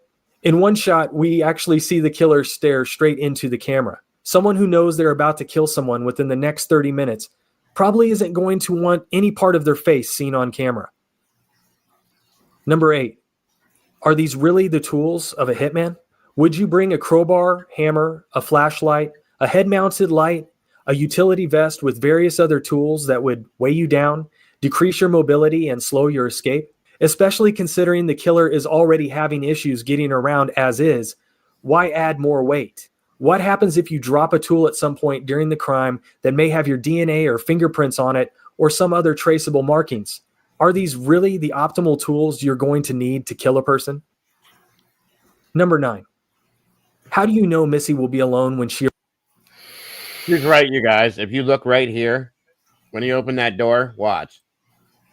Now, I'm not saying that you have to be like super experienced, but those split doors, you have to grab inside and there's a release there. He reached right up and grabbed it like it was no big deal. He didn't look at it. He didn't anything, in my opinion. Or some other traceable markings. Are these... See, there was no delay. There was no nothing. So he definitely knew how to open the door with no issue. really the optimal tools you're going to need to kill a person? Number 9. How do you know Missy will be alone when she arrives? If you are carrying out a hit on Missy, surely you know she is there to teach a class. Therefore, isn't it likely her students might arrive around the same time as her? What if a student decided to hitch a ride with Missy that day? Are you willing to shoot multiple people just to get to Missy? Are you willing to carry out the hit in front of others who may escape the scene and contact police immediately or get your vehicle and license description and information? Number 10. If this is a murder for hire, how did the killer get paid to carry out the hit on Missy? And how are they able to hide in plain sight for so long, given the distinctive gait of the killer and the gear they wore? The police have done an exceptional job of investigating Missy's family, friends, and persons in her circle of acquaintances, as well as other people in Midlothian and the nearby area. Had this been a contracted killing or targeted attack by someone who knew Missy personally or lived in that area, I feel it's fairly certain they would have been captured by now. The financial records of the family were reviewed, and Brandon and Randy Bevers have been cleared of suspicion. So where is the money trail? Number 11. Brandon Bevers bought a gun for Missy a few months prior to her murder that she kept on her. In fact, it was located inside her vehicle the day of her murder. Had Brandon or Randy been planning on hiring a hitman, why would Brandon buy a gun for Missy in the months leading up to her murder? That's a really good point. If you're trying to get rid of your wife or whatever, you're not going to buy them a way to defend themselves against you or whatever you set up. That makes perfect sense. I definitely don't. Stop, Peggy, you're killing me today. Yeah, I definitely do not believe. I'm going to just tell you right out front. I think she surprised this person. I don't think that he expected her to be there. I don't believe it was a hit. I don't believe any of that. I don't think it was premeditated against her at all.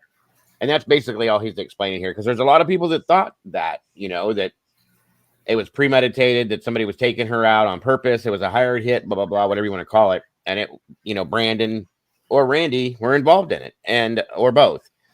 And that's why he's explaining this that way. And I agree. And by no means do I think that. Go ahead. Sorry. Besides the fact, most women in Texas who drive alone in the dark have a gun in their car. I have one. Yep. Very true. Jules has one. Jules of all trades. She has one too. And she's from Texas. Yeah, I mean it's just how it is. Right. Chris says it's to throw suspicion away from a suspect. There you go. Well, I never thought that Randy or Brandon had any involvement in it. You know, I wasn't sure exactly what happened, but I didn't think that they were involved at all. He was too distraught. You there's no way you could fake that man's. You just couldn't. Yeah, from the interviews and stuff that I saw, it just doesn't. We've seen people that we thought were involved in crimes, and even when they act certain ways, you can still see through it. Like, no. Yeah, I agree with you. In my opinion, way too distraught. So, right. The family didn't fit with this at all. This was just, in my opinion, truly, I feel like she was just in the wrong place at the wrong time. If she hadn't gone there that day, she'd still be here with us, period. That's all there is to it, in my opinion. So, okay.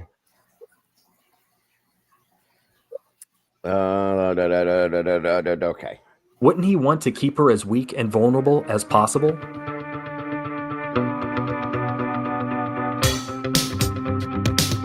Thank you so much for checking out this video on the Terry Missy Bevers case. So like I said, that was basically just to say, hey, yeah, nobody believes, or that they don't believe that, you know, it was personal. So here's the other side. The second part 2 of his analysis on this. Like I said, take it or leave it. It's interesting either way, you know. Welcome, Janet. Good to see you, dear. Thank you for joining us.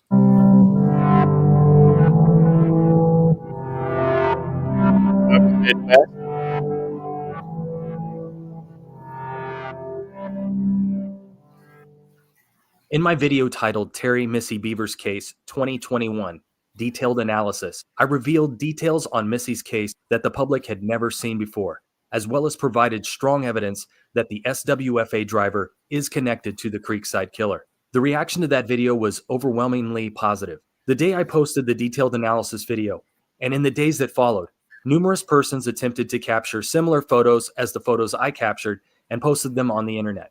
In some instances, they captured better quality photos than what I provided in my video.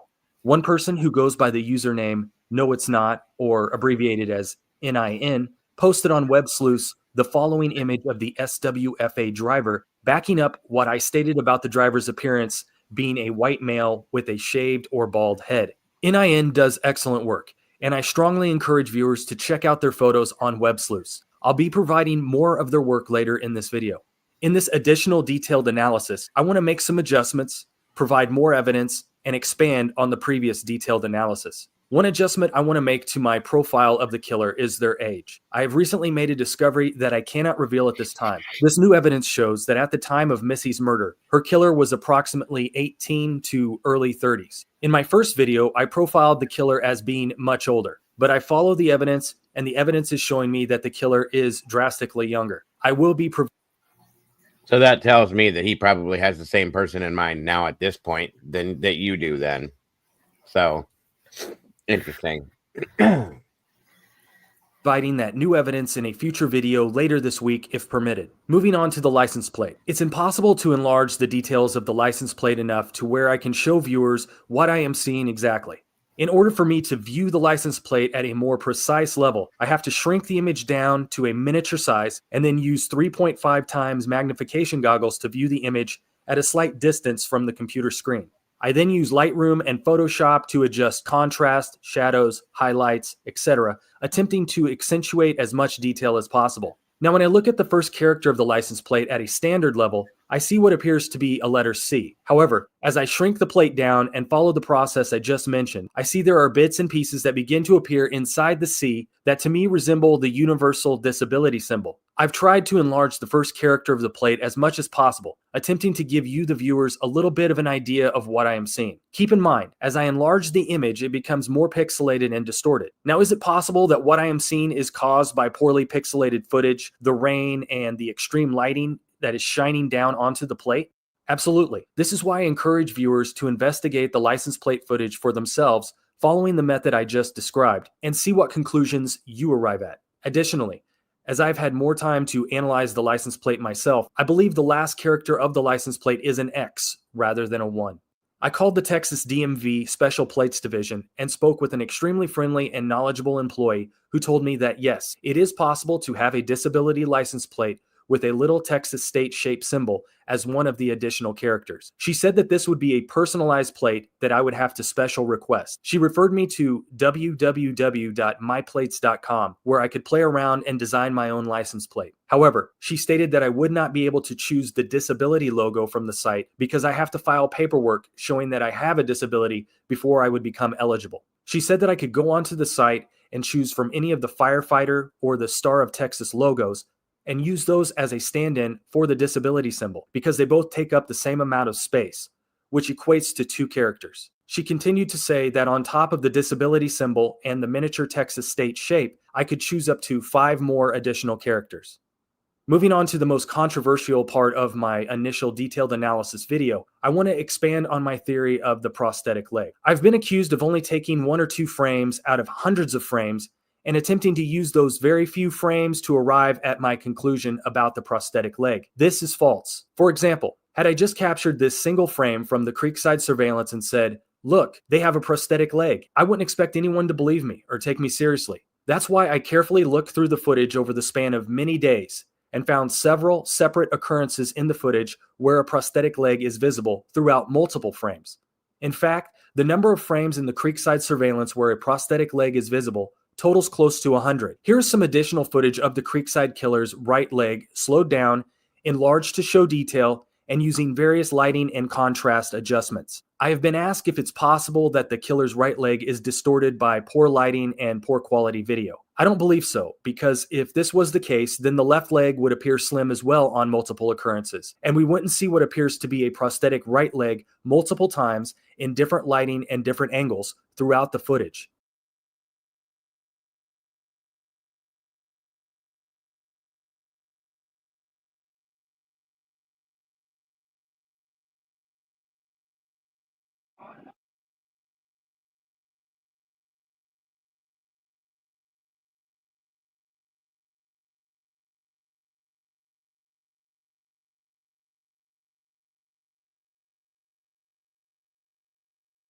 Now, some might say that at this angle, the killer's left leg also looks slim. Here is an image comparing the killer's left leg with their right leg, under the same lighting and using the same surveillance camera footage. You can see the right leg is significantly slimmer. And keep in mind, in this image, the right leg is about 3 feet closer to the camera than the left leg. So the right leg should be slightly thicker than the left leg in this image, but it isn't. User NIN also posted this image of the killer's right leg on web sleuths that they captured using Topaz AI enhancement software. In this even more detailed image, you can see the metal notches that are features on many prosthetic legs. And it's not just that this person has an ultra slim right leg. There is also a white padding that appears near the killer's right ankle as their leg bends forward. Here in this footage of a person with a prosthetic leg walking, notice how the padding in their shoe pops out the top of the shoe as the ankle bends forward. The padding protrudes from the back of the ankle in precisely the same manner as the Creekside killer's ankle. Now, I'm not claiming to be a podiatrist or an expert in orthotics, and I do not claim to know precisely what physical harm this person has suffered to their right leg. It could be a prosthetic foot, prosthetic ankle, below the knee prosthetic, or above the knee prosthetic. A few weeks ago, I reached out to 26 specialists across the country asking for their opinion on the surveillance footage. Unfortunately, none of them have replied as of the making of this video. My guess is that these specialists don't have the time to reply, or probably want to be paid for their opinion, or simply don't want to get involved in making assertions about a killer in an open police investigation. Thank you so much for checking out this updated, detailed analysis on the Terry Missy Bevers case. Within the week, I plan to have a special update on Terry's case, revealing the newly discovered information that I have uncovered. If you enjoyed this content, Please drop a like and subscribe to my channel for future videos covering the Stephen Kosher case, as well as other cases from time to time. Okay, so there is that. And what's happening, Jeffrey? Good to see you, brother. 1 second here. All right, let me jump over to some I have. Hold up. Wait a minute. God, I'm so irritated with football season this year, you guys. You know, like, where the hell did that just come from? Why did I just say that? Because my team sucks this year. That's why. I was looking so forward to it, too. Come August, I'm like, yes. No. Not even worth a yes. They screwed up like they always do. The damn Browns, they suck. And I can say that. Because they do. And I know Tom Boyle will agree with me because she doesn't like them either. But I love them. They just suck. Ugh. Okay, so all right, hold on. Hold up. I was in the bathroom. Don't like who? My Browns. I like Myles Garrett. Who doesn't? He's like the whole team. That's why. The dude could play. He's like Cleveland's version of what Polamalu used to be for Pittsburgh. Truly, the dude was everywhere all the time. My daughter calls him pretty. Called him what? Pretty. He's Nick Chubb. Yeah, Nick Chubb. I feel so bad for because that dude is another whole teamer. Those two pretty much are the Browns as far as I'm concerned. We definitely don't have a quarterback, but. And you know the thing is Myles Garrett doesn't look that tall. He's huge. Are you serious? Oh yeah, I have a picture of him standing next to my son because we all go to the same church. So okay. Him and Sean are buddies. I saw him at training camp, and I was standing on the other side of the fence from him, and I was like this. Yeah, he looks like a giant standing next to Sean. He's a big dude, guys. I swear he's like 6'5", I think. I'm not tall either, so I'm 5'7.5". So for me to look at him, I probably look like a midget by him anyway. Who's blocked? Somebody's blocked? It's okay, Peggy. Neither does Mama Bear. Mama Bear hates football and sports. Hard to be. I know, isn't it? It's very hard to be a Browns fan, but I was born with the orange and brown diaper, so I have no choice. Y'all just weren't taught to appreciate football. Who? Anybody who doesn't like football, they just want to appreciate it. Yeah, Molly, what are you doing in my channel here? I stop doing that, or I will destroy. Dago, I'm gonna have to get down. I've got to get my mom to an appointment, but I'll come back up when I can. Oh, no problem, bud. I appreciate you very much. Be careful out there, and what be are safe. you doing? Get off my table. You and Mom. All right, brother. I'll see you soon, hopefully. all right, bye. Okay, so this next one is in reference to there was a creepy LinkedIn message that was received. Now I don't know what this means for sure, but it's just another video I wanted to show, and then we're going to get into some of what Brendan had to say about certain things and stuff like that as well, you guys. But again, thank you so much for joining us today up here, Tomboy. I appreciate you being up here, and it's very helpful in a lot of ways. Yeah, Jeff, who was asking about being blocked, bud? I couldn't see anybody saying it. If they are, I'd like to fix it. If they're, I don't think you are, whoever it is, but it could just be that YouTube's or StreamYard again doing their thing. How'd that go, SRB? StreamYard's bugging, folks. That's what it is. It's always the answer. All right, let's check this out real quick. And thank you again to my lovely co-host, Miss Tomboy, that's up here with us today, helping us with this case because they're so very close to it and appreciate it. Is Candy off today? No, sir. She is at work dealing with. They actually just got back from the emergency room. Oh. She had to take my grandson to the emergency room. He had to get stitches in his lip. Ooh, is he okay? Well, yeah, I guess. I said, well, that's what he gets for being a smartass. How old is he?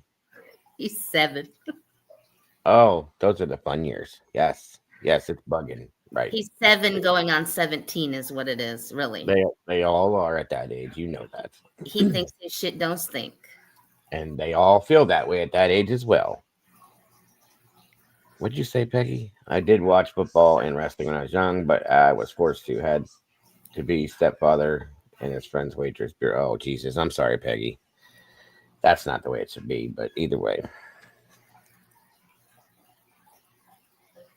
Oh, no, you're okay, Jeff. No worries, bud. Thank you for joining us again today, brother. Good to see you. All right, let's check this out, guys. Police warrant, Missy had been exchanging so-called Now, according to the police warrant, Missy had been exchanging so-called intimate messages with a man she met 3 months ago on LinkedIn. Apparently, her husband knew about her affair, told police about it. Pat, is this the same person she had the affair with? And I guess you just got off the phone with the husband. What did he tell you? Well, first, let me tell you, I did speak to Brandon Bevers. And you know what? Something I hadn't even thought of. This would be the first Mother's Day that his 3 young girls were not with their mother. And he told me it was an extremely emotional day for he and his family, as you can imagine. He said for one of the daughters in particular, really, really difficult. He tells me they are in counseling, but they are going to school. And something I also found interesting, he said his mother-in-law, Missy's mom, practically lives at his house. She's very, very close with the family. They're sticking together. And as far as she's concerned, it looks like she doesn't look at him as any possible suspect at all. They're sticking together. But Because they're not. And I do it all the time, Jeff. I'm a goofball. I screw it up constantly like that. So don't worry about it, bud. particularly for the sake of the children. Now, as for that LinkedIn message, there's a couple of different things. First, a couple of days before her murder, they believe there was one set of texts coming from a so-called creepy person that they're still trying to identify. But according to the affidavits, and I read them all today, there was another communication going on with someone else for a matter of months. It is unclear whether that person, I could name him, but I'm not going to at this point. All you have to do is read the affidavit, that person and she were communicating, according to this, since January. Now, that doesn't mean anything. We don't know that that's an affair. Could be a friendship, but Pat, that's what we know. Do you get any of the content of that LinkedIn exchange through the affidavit? No, the affidavits and all the ones that I read do not talk about anything having to do with this person whom I will not name at this point, but allegedly has been, or not allegedly, it's in the affidavit. Police believe that they've been communicating since January. But Randy, you have a hunch on this? I mean, it looks as though somebody, either the wife was involved with, or something like that, or the wife of somebody he was involved with, perhaps she was involved with. Well, rarely do murders occur where the victim does not have some type of relationship with the suspect. So rarely does it become a stranger murder, a whodunit like that. So I think that when everything comes out, there sounds like there's a ton of leads here, and they're. And I'm going to be straight out honest. I'm only showing you these things, guys, because these were the different angles that were looked at. I don't think this has anything to do with what happened to her, truly. I don't. That's just my opinion. And they're following it up. But generally speaking, there is a relationship.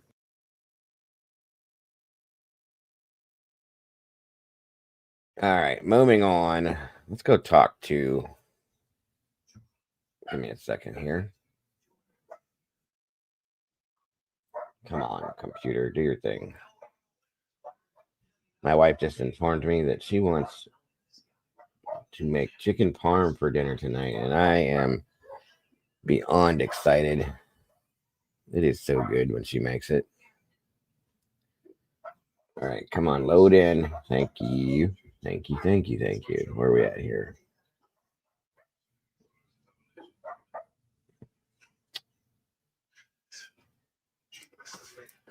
Hold on.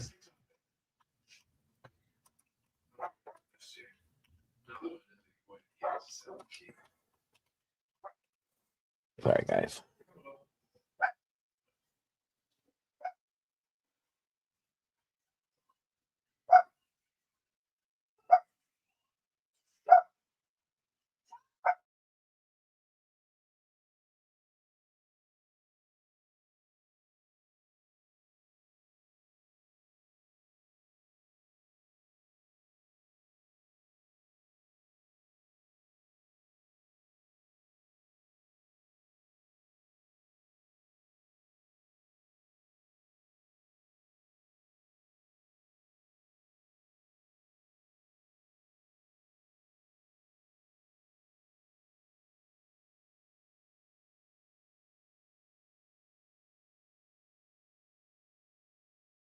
Okay, here's this part of this one. Hold on.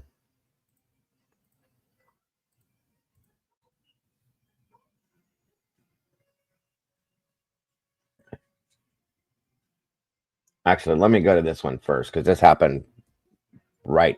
We begin with that Brandon B. Right around the time that Missy was killed. So hold on. My apologies. There we go. We begin with that Brandon Bevers interview. On April 18th, the murder of his wife, Missy, occurred at that Midlothian church. First on Fox 4 tonight, Richard Ray with his reaction to evidence tonight, both new and old. Richard. Good evening. Peggy, you're killing me. I don't know if you took some happy pills today or funny pills or something. You're okay, Tomboy. Do whatever you take your time. Do your thing. I'm not going nowhere, I promise. You're killing me today, though, Peggy. Too much. I love it. Steve and Heather. Brandon Bevers has from time to time talked to reporters, but not since Friday's news conference in which police did give an update on the investigation, offered some new information, and ruled out family members as suspects, at least for now. But Bevers told me this afternoon no one should be ruled out of this investigation, including him. It's very bizarre, to say the least. More than a month has passed since the murder of Brandon Bevers' wife, Missy, bludgeoned to death inside a Midlothian church with some kind of a tool the killer used to break in. That killer seen on surveillance video dressed in what looks like police tactical gear. An apparent burglary, but nothing taken. The fitness instructor attacked when she arrived to lead an early morning workout class, a crime that has drawn national attention. In a strange way, I'm thankful for the attention that this is receiving. But it goes back to the fact that this happened in a house of God, and that's pretty disturbing. This is it's a hard investigation. Last Friday, police updated the investigation, sharing their belief that the killer, man or woman, was between 5'2" and 5'7", sharing a picture of a car they're looking for, a Nissan Altima, seen in the area the morning of the murder. We don't believe this is the vehicle of the killer. Brandon Bevers says he's insisted on Wait a minute. Did he just say he don't believe that's the vehicle of the killer? That's what he said. Oh, shit. Are you serious, Kelly? God damn it. Yeah, that is what he said. Hold on a minute, you guys. Let me check something real fast. Bear with me. I was just hollering. I'm going to look.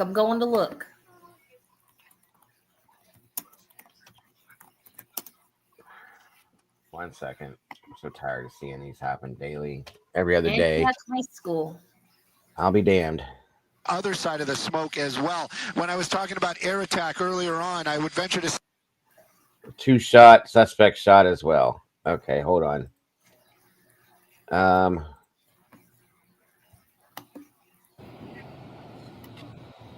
Sorry to cut in, guys. These things always take precedence, unfortunately, because they're important, especially with people that live in these areas that come in and out of here.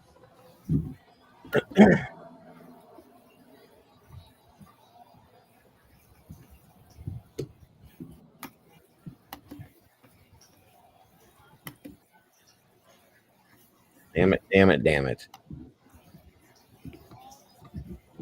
Enough of this already. So sick of this.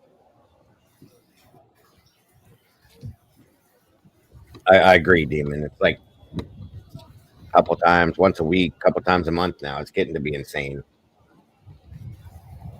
What are you doing? What's this camera guy doing? It's like he's doing gymnastics with the camera. Jesus. Stand still, bro.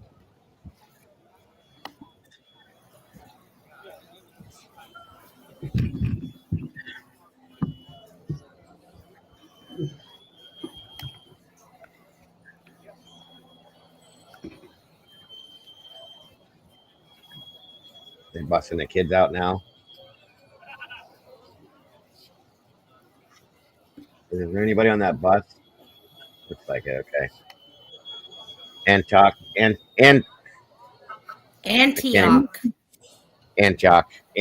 Yes. Thank you, Kelly. This is ABC 33 live with it right now.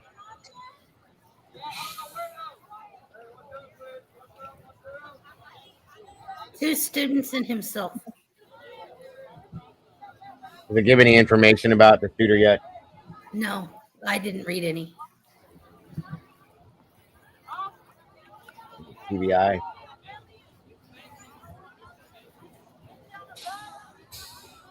This must be where they're sending the kid to their parents at this medical center place. Is that? Yeah, that was TBI in the background. Okay. Another 17-year-old male. Thank you, Kelly.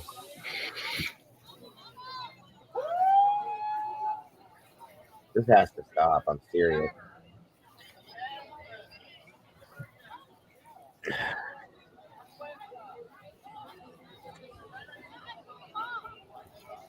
Are we gonna have any reporters? Or... Hang on, you guys.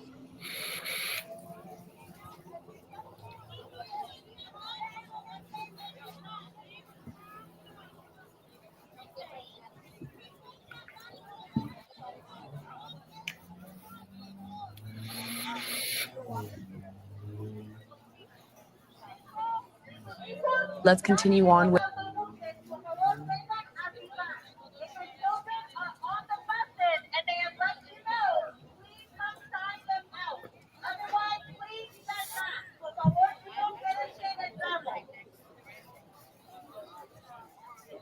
With Chief John Drake and others. At 11:11 this morning, the Emergency Communications Center received a active shooter call, shots being fired call from Antioch High School. From the investigation to this point, we know that at 11:09 a.m., a person who has been identified as a 17-year-old, armed with a pistol, fired multiple shots in the cafeteria of the school. The individual wounded two other students. Thank you, Gigi.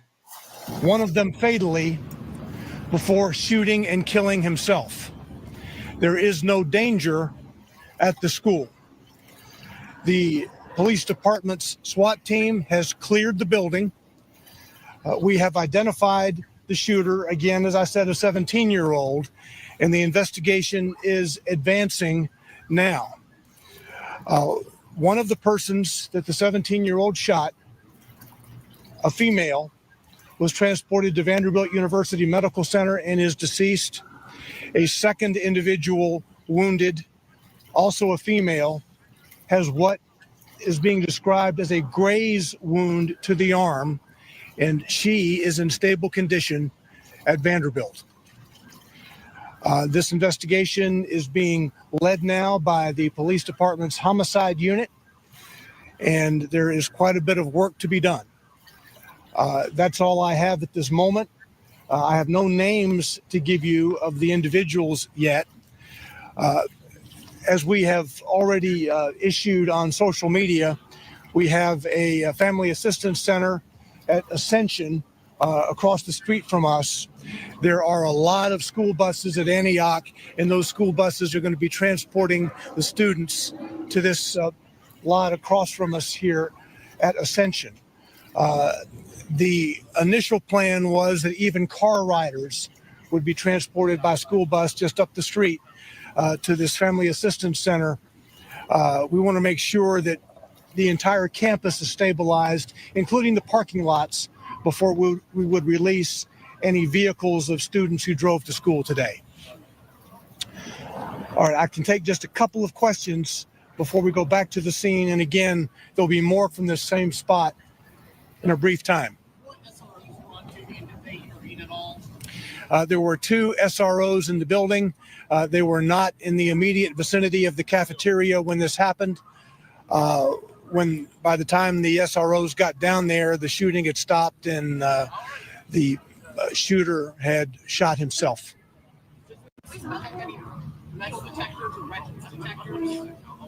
I will let the school system answer that definitively. I did not see any metal detectors in the building, but that's a school system issue to address.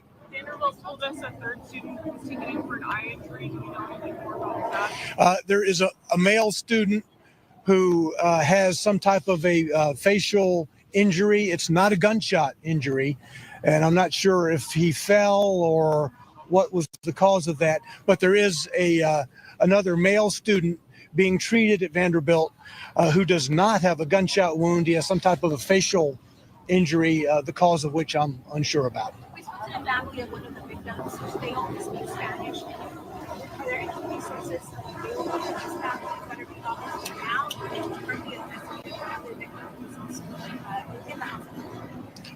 Okay, I didn't hear the last part of your question. Can you confirm the ethnicity of the victims at all? No, I can just confirm gender at this point. The 2 gunshot victims who were taken to Vanderbilt are female, one of whom is deceased, and the shooter is male, and he's African American. Have the families been notified? That has taken place or is taking place. Do we know any ages? We know that the shooter is 17. I don't have ages for you on the 2 gunshot victims at this point.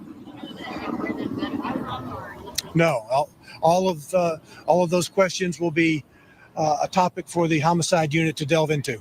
Yeah, because we've seen this happen in the past where we've been given information at 1 o'clock in the afternoon, and by 4 o'clock it's completely different. So I agree with you on that, SRB. Hopefully he's got the right info. So far, they're saying, folks, that the all 3 people involved in the shooting, which includes the shooter's 17-year-old African American male, is the shooter. 2 females were shot. 1 was grazed. 1 is deceased, sadly, at this point. And thank the Lord nobody else was injured in this or hurt fatally. That's scary as hell to me, but very sad for the 1 female. And it seems like maybe a pattern. If they were both female, he was, wasn't randomly shooting, possibly. May have been targeted per se. I don't know yet. We'll find out that later, I'm sure. But very scary and very sad situation so far. Do we have a motive yet? No. All right, that's what we have for now. We'll be back here shortly with more. Thank you.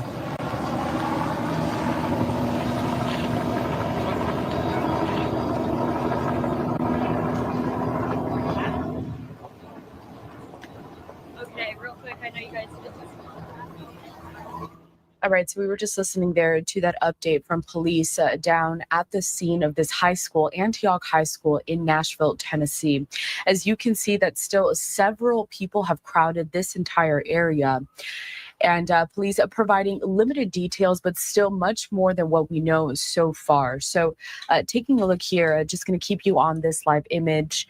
And there you go, some aerial footage up there so you can really get a better perspective as to that entire situation down there in Nashville. So police with that latest update did say that it was around 11 in the morning local time there when they first received the call of shots fired inside of the school. The suspect, that suspected shooter, identified only as a 17-year-old African-American male, shot multiple shots with a pistol inside of the school's cafeteria. That suspect did shoot and kill themselves before SROs were able to get into the cafeteria. That suspect also shooting 2 other females. Now, their ages were not revealed through this press conference, just that they were female. No other identifiers were given here, and it's not clear exactly how old they were either. Now, one of those people who was shot, they have died. Another one is in the hospital in what they called stable condition with a grazed wound from a bullet. So again, we do also know that 2 SROs were in the building, not really in the immediate area of where that cafeteria was, where those shots first rang out. And the shooter did shoot themselves, killing themselves by the time the SROs got there to gain control of the situation. There's still so many questions remaining with this entire story, also because it's so preliminary. Of course, we do not know a motive for this shooting that happened earlier today. I do want to put up here a post From our very own Live Now from Fox's Josh Breslow has a little bit more information as we continue to follow all the latest, in which he writes, breaking Metro Nashville police say 17-year-old student at Antioch High School opened fire in cafeteria, striking 2 female students, one of which died. Shooter then fatally shot himself. Another victim is stable at the hospital. Let's head back out live to this image that we have, the aerial footage from a helicopter, as we follow this developing story. And we do have the post on X from earlier. Okay. I'm trying to see what is live or not. Okay. So there's nothing else as of right now. We'll get back to where we were and get through this. A very sad situation. I will keep following up with it. Any updates or anything that come from it. So far, there was hey, welcome, Miss Kim. Good to see you.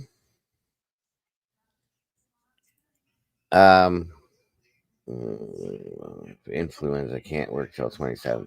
Oh, gee, I'm so sorry, Kim. Prayers with you. I hope you and your husband both feel better soon. I know this flu stuff has been crazy. As we know now, though, folks, that Nashville, Tennessee, Antioch High School, there was a shooting. 3 people were shot, 2 fatally. One was the shooter, turned a gun on himself after shooting 2 females, grazed one, and killed the other one, sadly. Very, very sadly. Horrible, horrible stuff, guys. Jesus. Unbelievable. So anybody that's in the Nashville area that has kids in this area, keep your arms on them or hug them tighter and keep them safe with you guys. All I can say, this can happen anywhere, anytime, with anyone, anyhow, folks. It's just anymore. It's so sad. I cringe every time my son walks out the door to go to school. Every day. I swear to God, I do. And I don't breathe right until the child walks back in the door at 2:58 every day. I'm telling you, it's a horrible feeling, but it's the way it is nowadays, you know? Absolute. So, yes, I hope you and your husband feel better, Kim. Thank you so much for joining us. Relax in here and enjoy what you can if you can, dear.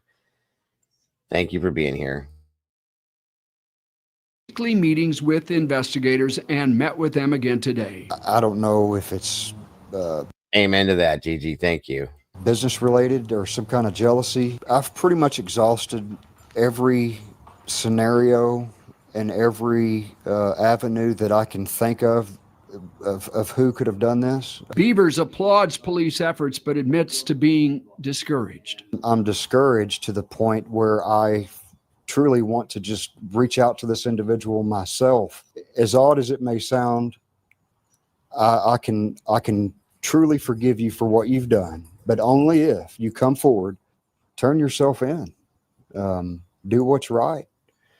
You know, don't live the rest of your life with this on your heart, because it will eat you like cancer. The same applies with my family. We need closure. This is going to eat us alive for many years to come. Bevers says his 3 daughters are doing as well as he could hope for. He's tried to insulate them from revelations in the investigation, including evidence of marital and money problems. Police have questioned some men about their relationships with Missy and whether there was more than just friendships. Most people in society, they don't have their baggage strewn out in public like this. But the problems that we've encountered, I would have to say 80% of society deals with the same problems. And in our particular. Okay, Tomboy. Well, thank you for your input. I appreciate your help today. Please be safe and good luck at the doctors, and hopefully we'll see you soon. If you can hear me. I can now. All right. Okay. Y'all. All right. We'll see you soon, Tomboy. All right. Bye. Bye. Appreciate her. A lot of information she passed on that I had no idea about, even after I followed this case. But having somebody close within this situation is definitely helpful. That helps too. So, case, we were dealing with our problems, and we were, attempting to overcome, and that's That's what kept us together. Friday's news conference also included this. At this point, none of the family, friends, or coworkers of Missy Bevers are considered suspects. But Brandon Bevers said no one should take that as meaning anybody has been cleared. It's just like the officer said today when I met with them.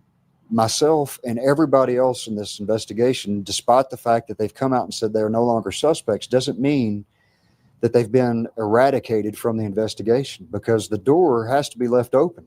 Once they've scoured the field, they should never close the door, you know. To you or anybody else? To nobody. Bevers admits to frustration about things he has read and seen on social media, things that he says are untrue and often run counter to the facts. Part of the reason he deactivated his Facebook account today. Steve? All right, Rich, this video deconstruction or whatever police are calling that when they determined the killer was 5'2" to 5'7", what did Bevers say about what he thinks is the sex of that individual on the video? Well, he does think it's a female, but he did say he has a little bit of doubt about that, because he says he's seen surveillance video, and I have not seen this, in which the killer holsters that claw hammer or whatever it was effortlessly, almost without looking at it, like a man would hold.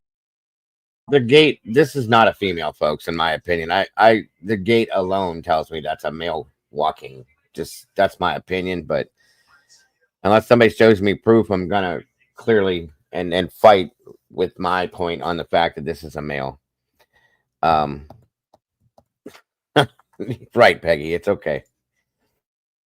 Holster something from habit in a tool belt, but still, in the end, he says he's 75% sure that the killer is a woman. One of so many mysteries in this really strange and tragic case. Yeah, we've talked about it. It's strange. We watched this killer walk around. We've seen that tape for months, or a month, and no suspects yet. Strange. Richard Ray, Dallas. Definitely not a female, in my opinion. Definitely not a female. All right, hold on here. Now, this is another thing that was put out by Inside Edition, but I just don't think. Like I said, I'm trying to show you guys all the different angles that were looked at with this. I have my theory on this that I've had for a long time. Definitely not what some of these people are saying. That's pretty wild.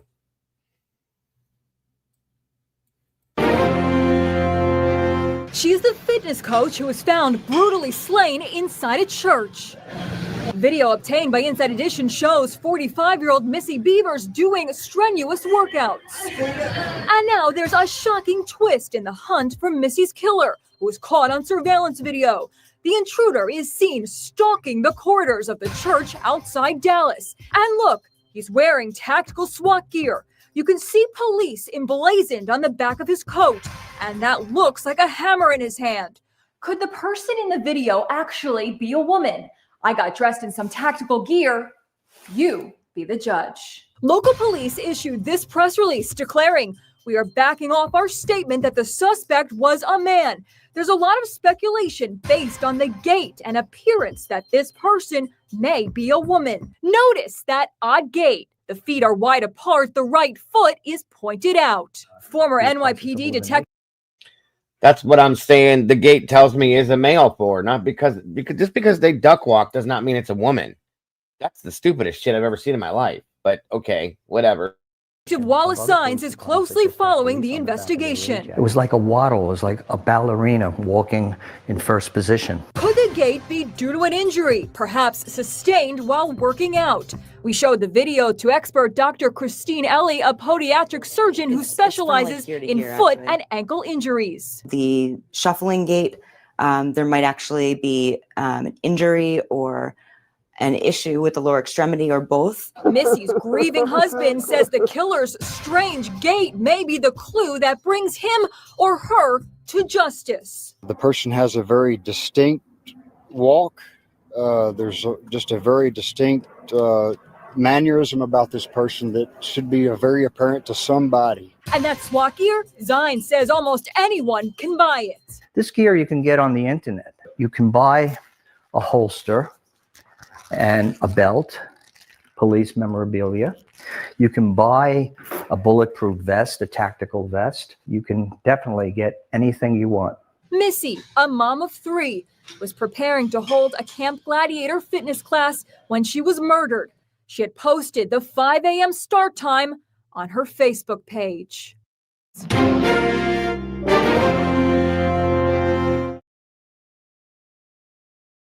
Yeah, that's not a woman as far as I'm concerned. I'm sorry.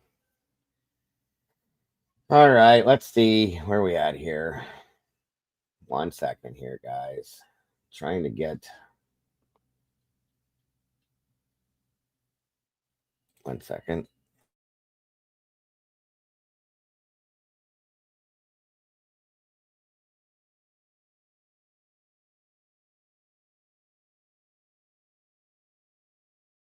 Okay, so this next broadcast is the police chief gave some new insight per se into this at the same time. Be careful out there, Tomboy. For the person who murdered a fitness instructor. A former North Texas. Several law enforcement agencies have joined Midlothian police hunting for the person who murdered a fitness instructor. A former North Texas police chief took a look at that surveillance video of the murderer walking around inside a church and told Natalie Solis what she sees when she watches it. Natalie Solis is live in Midlothian. Natalie. Well, Steve, right now about 24 detectives are working this case. They've had hundreds of leads come in, but only about a dozen have been solid enough for police to follow up on. We just covered it, Mom. Yeah, we just covered it. I thought you were in here with us still. Yeah, there was 3 people shot. One was the shooter. He's deceased.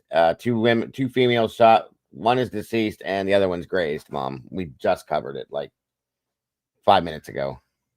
Thank you, though. You're welcome to join us in here still, Mom. The link's still in there if you want to.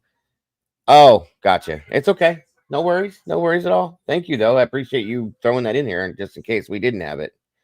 And be careful out there, Mom. I didn't realize you had left. No worries.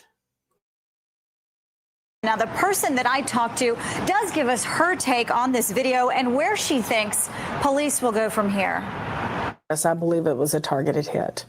Catherine Torres, a former Cockrell Hill police chief who now runs her own investigation firm, reviewing video clips of the suspect in Missy Bevers' Monday morning murder. The gait and mannerisms appear very masculine. So, in my opinion, Like I said, the gait and mannerisms are masculine. I don't know where the hell they're getting off saying that this is the gait's feminine and they're showing feminine characteristics. I do not see any of those. This is absolutely ridiculous. Anybody that thinks that, I'm sorry. They have a duck walk. That's the only difference there is and it's a male stride. Okay. It's a male stride. The gait is a male stride, period. There's nothing feminine about this. I don't know who the hell was saying that or thinking that. It's ridiculous.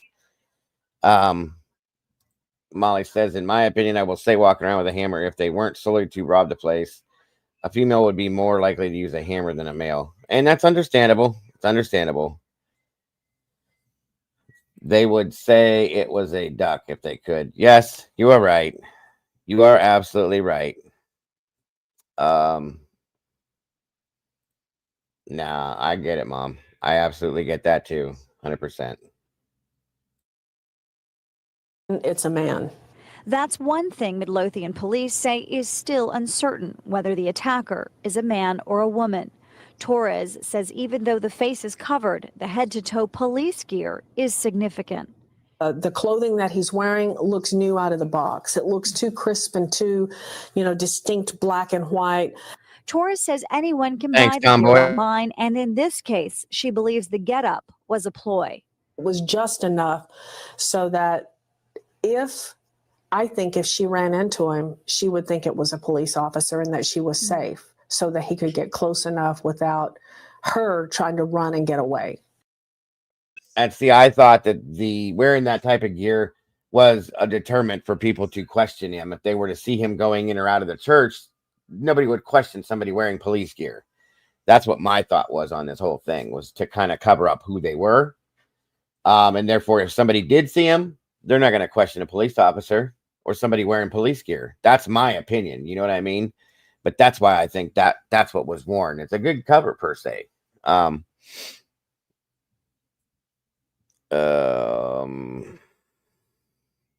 Yeah, it does make some sense. It does.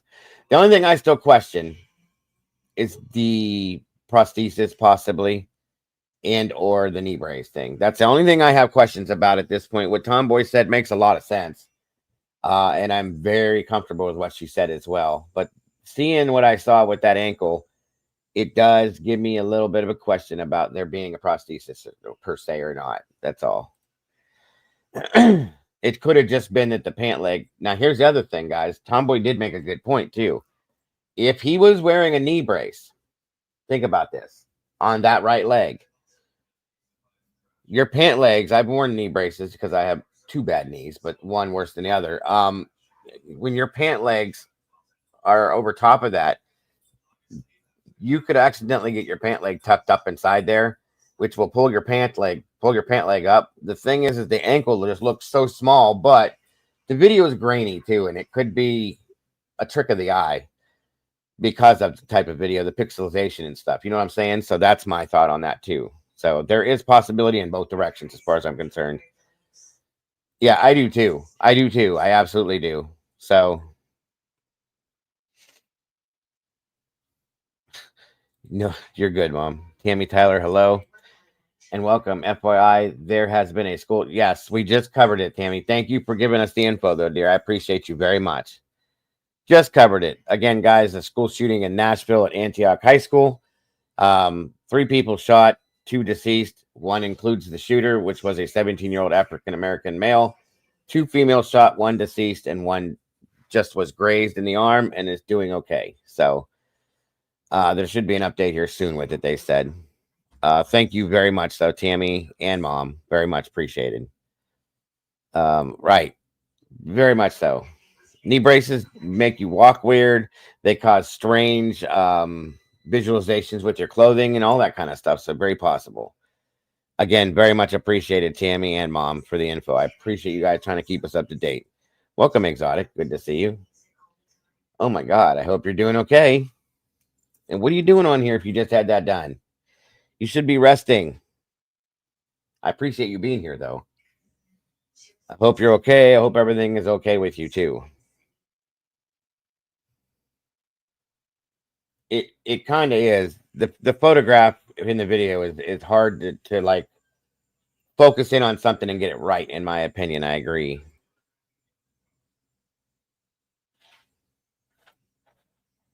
Oh, okay. Mom says the Antioch is a bad area. I used to run a store in Hickory Hollow. Gotcha, Mom. Thank you. That could definitely make a difference there. This sounds like a disgruntled student, in my opinion. And I hope that, thank God, first off, that nobody else was injured. I hope that the girl that was just grazed, I hope she's okay. And please pray for the parents of the other female that was killed and the shooter themselves, a 17-year-old child that had something going on. You know, please pray for them as well, guys, and their families, I should say. It's right now the road.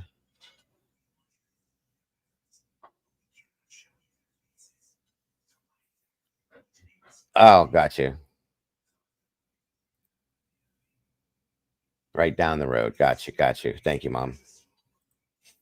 Torres says even though the video clips are short, the suspect appears to be in no hurry at Creekside Church of Christ, even fools with a split door.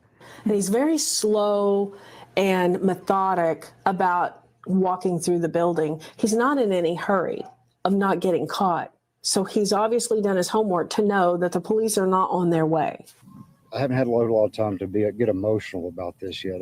Tuesday, Missy's husband, Brandon Bevers, spoke at length to reporters, then attended a vigil in her honor. The family coming to grips with the mom's absence while police unravel a murder mystery, including whether Missy was targeted, and if so, why. In interviewing everybody who knows them, both the husband and the wife. Mm-hmm. That's where I would go. Well, in addition to hundreds of tips coming in, reward money coming in as well. Crime Stoppers increasing its reward to help solve this case. And we've also learned that this afternoon, the ATF had dogs out at the church to sniff around. So far, unclear if anything of significance was recovered. Steve? All right, Natalie Solis, thank you. I just don't understand how this has gone this long with no answer to this, like 100% answer, other than the fact that, like Tomboy said, the person that was one of the people that was of interest and what we heard about law enforcement with this is deceased now. So, you know what I mean? That makes it a little hard to do anything in that position, I would think. Let me see something here.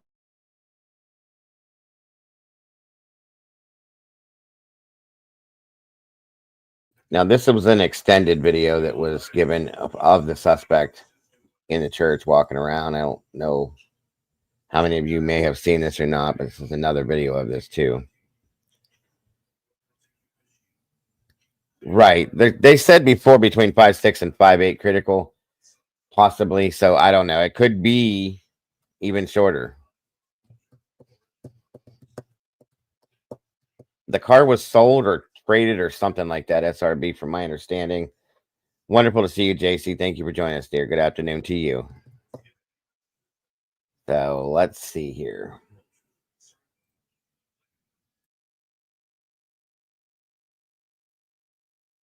And to me, it looks like they're going around looking for specific rooms as to maybe where the money would have been being kept, that if this is true about the fundraiser thing.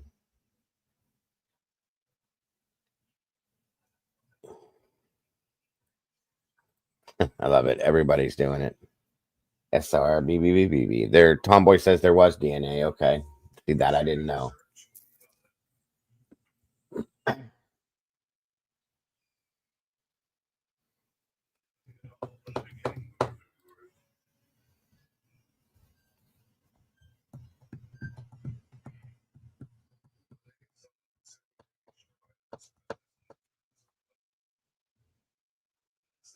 That's definitely a male.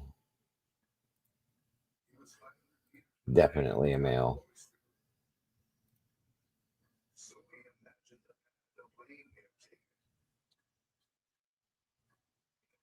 There's definitely something up with the right leg.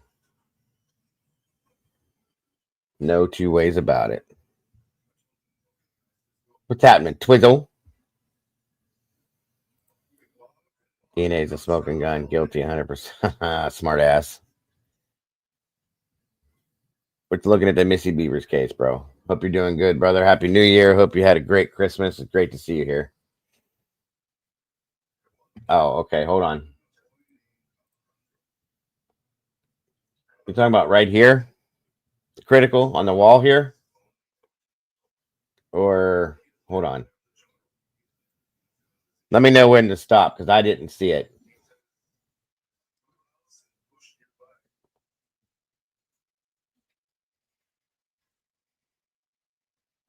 Welcome, Corey.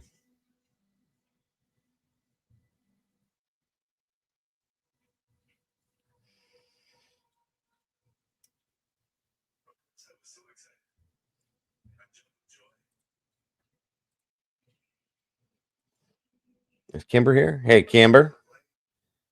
Yeah, they said that they were going to have another press conference up here shortly. He said we'd be back soon after I showed you that first version of it. And hopefully if we're still here, we'll definitely be able to cover it. Again, like I said, for those of you that may have just popped in here, 3 people shot, including the shooter, who was a 17-year-old African-American male. He's deceased. He shot himself after shooting 2 females, and killing one and grazing the other one. She seems to be okay. Again, of course, the other one's deceased. That's what we know so far. There's been no names released, obviously, because they're juveniles. And that's what we've gotten thus far after watching the first presser.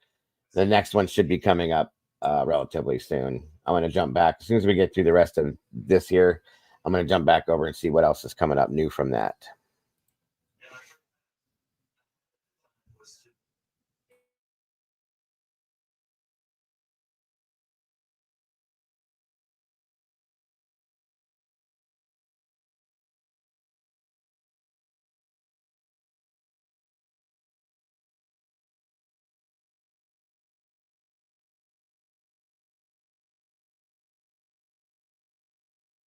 No, Kimber, it was a female that was grazed. She was grazed on the arm. It was one male. The male was the shooter. He was a 17-year-old African-American male, and two females were shot. One was killed. The other one was grazed in her arm.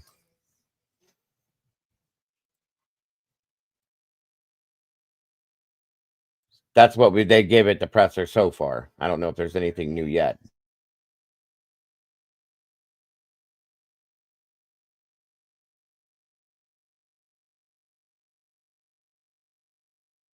No, the school's resource officers were not there. They were by the time they had gotten to the situation, the shooter had already shot himself, they said, which is sad, but I think there were 2 RSOs in the school, and by the time they got to the situation, everything was done. Right, that's what we were watching too, and then the presser that came after it. So that is that extra extended video on that, you guys. Hang on here.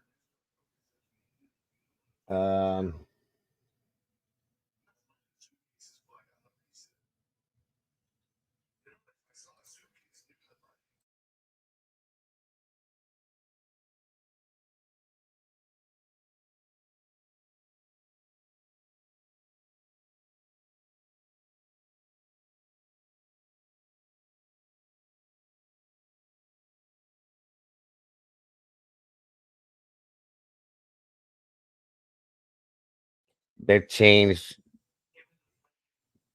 It changed it to male. That just happened. Oh, okay. I see what you're saying. That's crazy. See, you were right, SRB, about them giving the right information. What a shame. Yeah, I'll jump back over there soon, folks. Hopefully, the second presser will have better information then. Let me see this here. It was about extra pieces of information that were put out in this here. Hold on. They said at first, they said it was a female, though, SRB. 2 females were shot. Remember? One was grazed and one was deceased. So if they changed it to a male now, because they said he opened fire in the cafeteria, so on and so forth, and then that, yeah. Obviously, they had their information wrong, and they've changed it now. I appreciate the update, Kimber. Midlothian police released 2 new details in the fitness trainer murder investigation. Police are looking for this car seen on the morning Missy Bevers was murdered near the church where the crime was committed. They also have a better description of the suspected killer seen on surveillance video inside the church. Fox 4's James Rose in Midlothian with more on both new developments. James. Well, Clarice, it's been a month and 2 days since the murder. And police say over that period of time, they have gone through the lion's share of more than 1,000 tips. Now they need the public's help in trying to identify and locate the vehicle that was in this very parking lot the morning Missy Bevers was murdered. This is it's a hard investigation. Midlothian Assistant Police Chief Kevin Johnson is now asking the public to help identify the driver of this 2010 to 2012 Nissan Altima seen in a parking lot near the church a few hours before the murder of Missy Bevers. We don't believe this is the vehicle of the killer. Johnson says it's the last video lead they need to follow up on. The Nissan Altima is believed to be silver or light in color and has an oval bumper sticker under the plate. Let me emphasize, though, we don't have any reason whatsoever to believe that this car, its driver, are in any way involved in the murder of Missy Bevers. Investigators say the video forensic unit out of Tarrant County says after reviewing the video of the killer inside the church, they've determined the person is 5'2" to 5'7", and they're not saying if it's a male or a female or even the weight of the person. Johnson did say who is no longer being looked at. At this point, none of the family, friends, or coworkers of Missy Bevers are considered suspects. Despite various theories circulating through social media, none of the people named in our affidavits are now suspects. That's always fresh on our minds. We're not forgetting about it. Employees of the longtime family-owned gun store, Southwestern Firearms, provided police with the video of the Nissan Altima.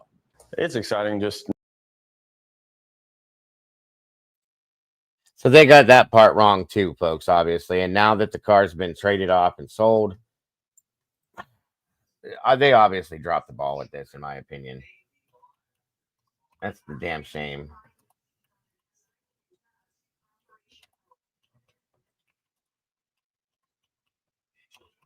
All right, let's see here.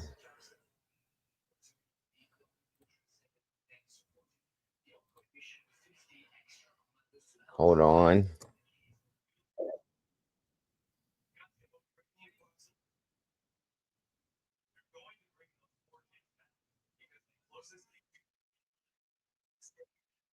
All right, so we've already seen that first presser. That's the one we watched 15 minutes ago, I believe. Of violence with the school. And here's what we know in just the last couple of years. Last October, a young man was arrested at the school. He was found to be carrying a gun, but it happened Yes, as he Sierra. carried the gun into school. So according to the information from police, that this happened on October 16th of 2024. The young man was arrested. We don't know his age, but they were tipped off that this boy had brought a gun to school. Metro Police were there and able to Welcome, anticipate Cap. that happening. Were Good to able to see get ya. the gun at the time. The student told police that the gun did not belong to him. But this just happened last October, that a gun was actually brought to the school. The very next month, on November 19th of 2024, someone made a false threat against this high school. They said and anticipated that they were going to carry out a school shooting on that day. That was November 19th, 2024. Police say that someone told them about a social Which media link, Mom? post that made this threat. They began to investigate.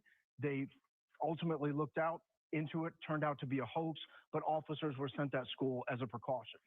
I just want to tell you about 3 years ago, I did an investigative piece into the schools with the most violence. And we specifically looked at fights, which is obviously something that schools deal with all the time. What we found, and this data comes from 2021 to 2022, that Antioch High School had the fourth highest number of fights in the district. So that data is a couple years old, but it does indicate that. Thank you so much for joining us, Miss Sierra. Appreciate you very much. There it is. Thank you, Kelly. Guys, check out where did it go? Sierra Lane's channel, guys, if you will. There's a link to it. Please go over, hit the like button, subscribe if you have not, share it out, make sure to hit that notification bell so you don't miss anything that is put out over there. And we do appreciate you so very much, Miss Sierra. I hope you're having a wonderful day, and I appreciate you stopping by. I really, really do. Thank you so much. I'm looking to see if the new presser's up on this one right now, you guys. I don't see it yet, so bear with us, and let me see if I can get to it.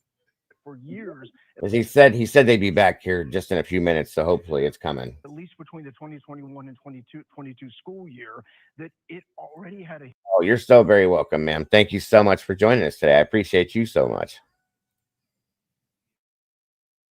history of violence.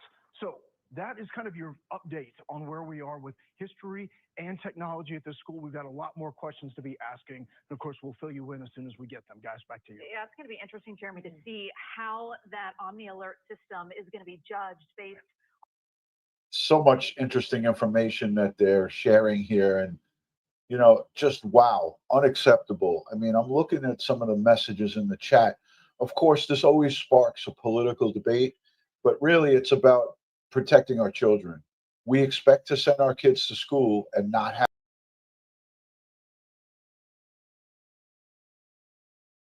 Okay, guys, give me one moment. Let me see it here. Oh, absolutely, Sierra. It's a crazy one. Crazy.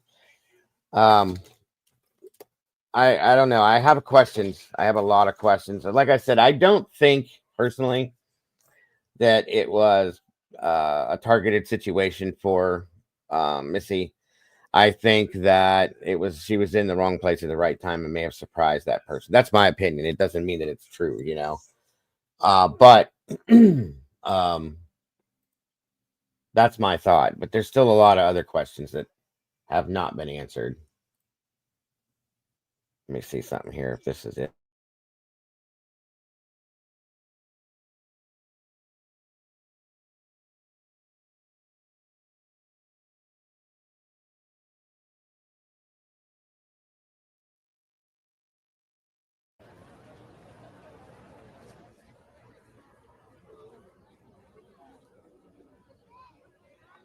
Hang on, y'all. This might be.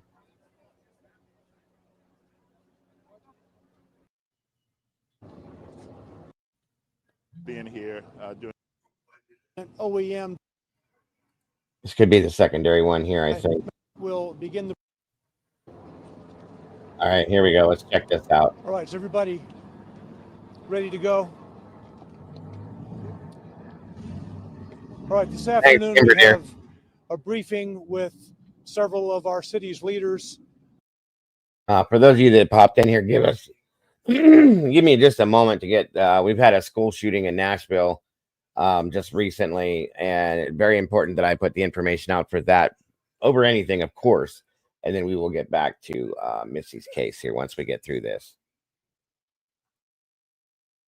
Chief John Drake will begin the briefing, followed by Mayor Freddie O'Connell. Mayor O'Connell will be followed by Metro Schools Director Dr. Adrian Thank you. Battle. Also here is District Attorney Glenn Funk and Nashville Fire Department OEM Director Chief William Swan. Chief John Drake. Thank you, Don, and thank you all for being here during this unfortunate time.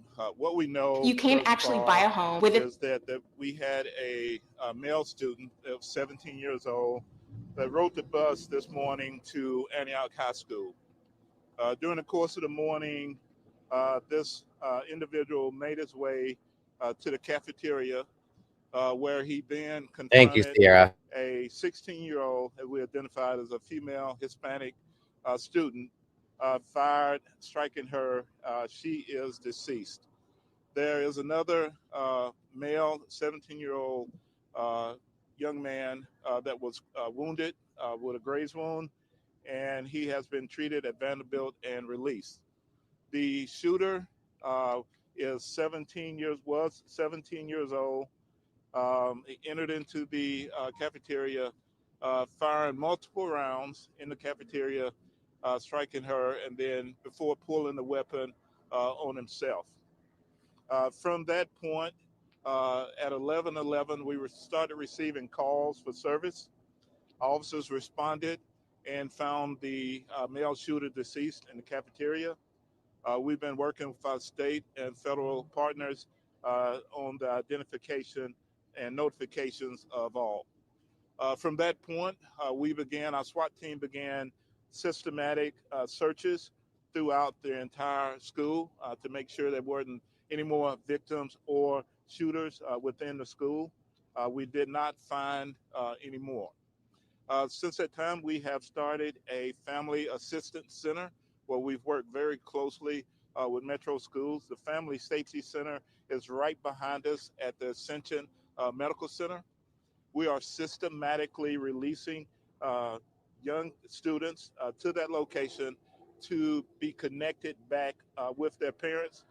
We've done that systematically so we wouldn't overload the parents or the school system so that we could get everyone back connected. The investigation is still very much ongoing as to a motive. We're looking into that.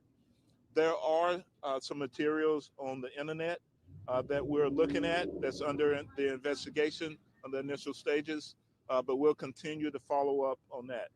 We've had a great partnership with Metro Schools, great communication with the fire department, with TBI, FBI, and ATF. And we'll continue the investigation, which will go until the wee hours of the morning. Please look at our platforms for further information. At this time, I will turn this over to Mayor O'Connell. Thank you, Chief Drake. As a city, as a community, it is impossibly difficult to be here once again dealing with the devastation of gun violence in one of our school communities. As a Metro Schools parent, I know how difficult it is to receive a notification of an emergency operation at a Metro school. I can't imagine how difficult it must be to receive the notification that there has been this level of violence in a school community. I want to say as much as I can about my gratitude to Chief Drake, to Dr. Battle, to Director Chief Swan. to our Department of Emergency Communications. The level of first response here once again highlights how important our community of collaboration is.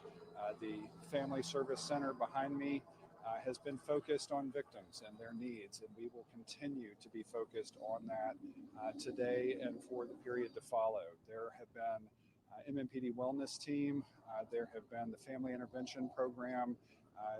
Our Nashville Fire Department's EMS division has been deeply involved in this process, and we as a community will continue to rally to ensure that resources are available to those families who have been directly impacted by this incident, and certainly to the school community.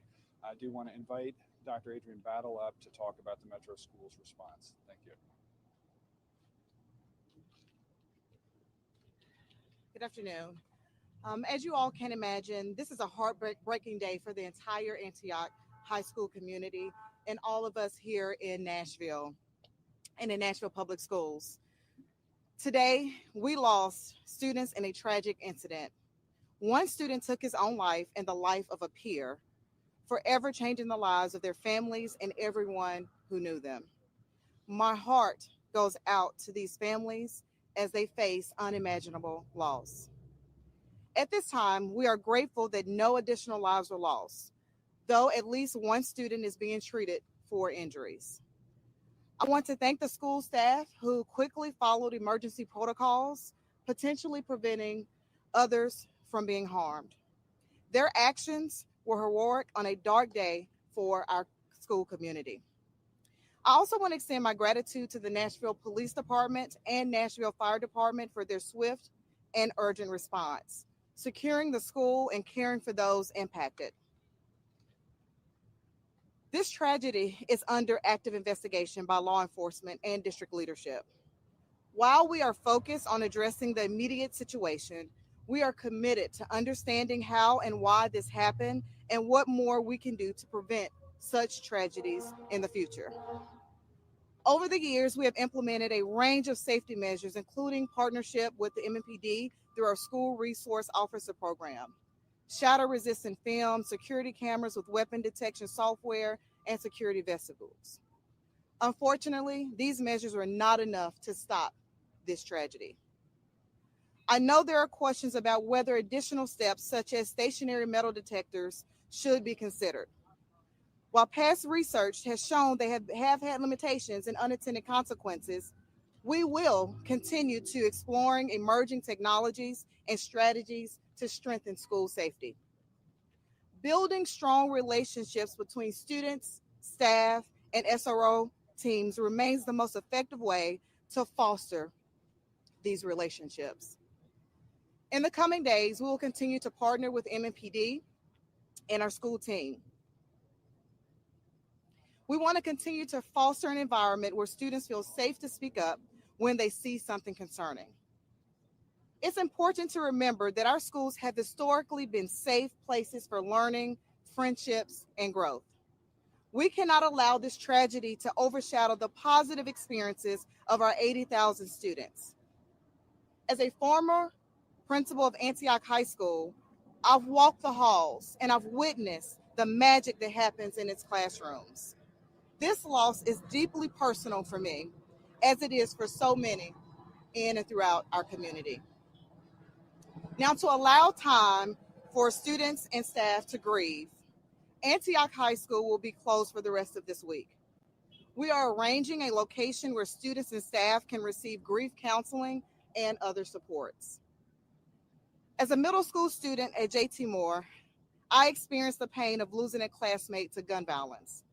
I know how deeply this affects families, school communities, and parents everywhere who send their children to school each day. Nashville Public Schools are committed to supporting Antioch High School's students, staff, and families in the days and weeks ahead. I am grateful for the support of our Nashville community as we navigate this very difficult time together. I would like to introduce Chief Swan, who will approach the mic at this time. So I know there's been a lot of information that's already been put out from my standpoint and from the Nashville Fire Department and Office of Emergency Management, from the time that the call came in, we had 10 med units respond, along with 40 other apparatuses from the fire department, including our task force team that works so closely with with the police department. We did do 4 transports, all of them going to Vanderbilt. Then other assessments were done, of course, with student and staff when it was needed. The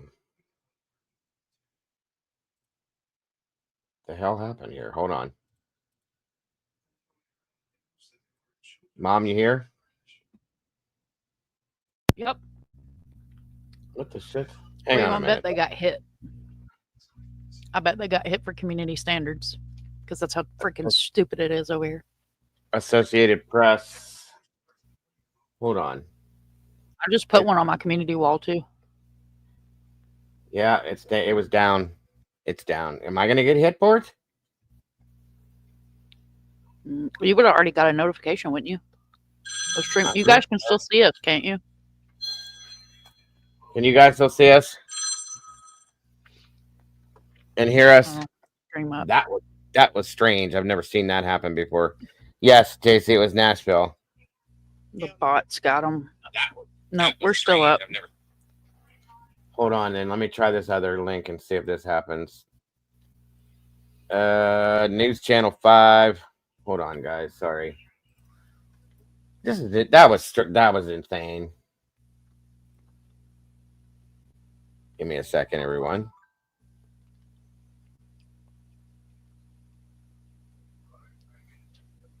Oh my God. You got to be kidding me. So they're not allowed to do a press conference about this? I'm just assuming, it's this platform over here is regulated by bots. Yeah. You have to ask for a human to review something, which is craziness to me, but whatever. I think it's over. Shit. Shoot. Hold on. It came back on, and it's not going to let me play it back, is it?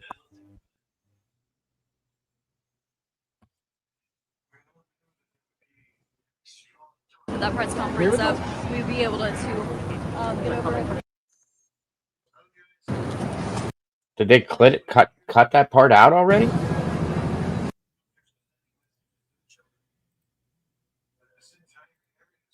Okay, so they corrected it for those of you that they cut it, Kimber. Look.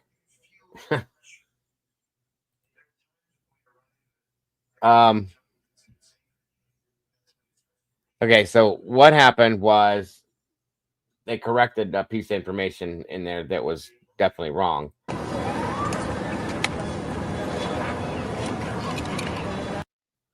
And they said that the female that they thought was grazed was actually a male. So that was changed.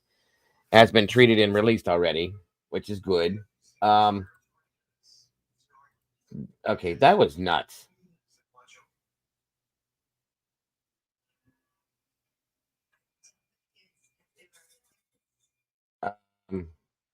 Yeah, guys, I don't. What the hell? And then, of course, the shooter, 17-year-old African-American male, took his own life. The other person involved in the shooting was a female, and she is deceased, sadly. Mom, do you see? I don't see any other.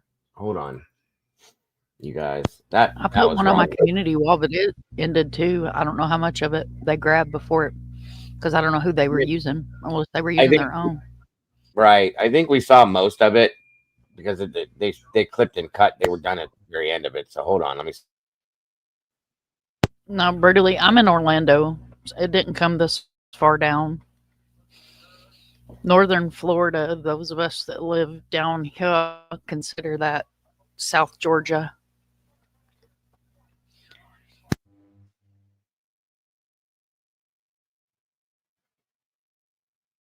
No, JC, just one. Let me throw this up here. Sorry, you guys. That's not my fault. They didn't want that put out there for whatever reason. So hold on. So the girl that was killed was 16 years old. The shooter was 17-year-old. The other male that was grazed, I don't see that information listed here. So hang on. Let's go with this and see what this gives us at this point. Spokesperson came out and told me that students from Antioch High School, shot at Antioch High School, would not be transferred to the Children's Center. It would be here to the Adult Emergency Center. So we drove over here, and right when we pulled up, an ambulance with its sirens on came up behind us. And that ambulance, the second one that you see behind me that my photographer Zach is zooming in on, that one pulled up quickly and backed in. I took a video of it on my All right, anybody that just came in, let me give you guys an update real quick. I think they said 11:10 this morning. A student went into the school, into the cafeteria, opened fire, and shot a male and a female. The female that was shot is deceased. The male was grazed and was treated at the hospital and released. The shooter then, 17-year-old African-American male, then turned the gun on himself and took his own life. The two resource officers that were at the school, by the time they got to the scene, everything was said and done. The shooter was down. Initially, they put out that it was a female that was grazed, and it's not. It's a male. So that's what we have so far as the correction came out. Did I hit everything, Mom? I think so. And it's at Antioch High School, just outside of Nashville, I do believe. Is that correct, Mom? Yeah, Antioch's right outside of Nashville. Antioch's Okay. closer to like Murfreesboro. Yeah.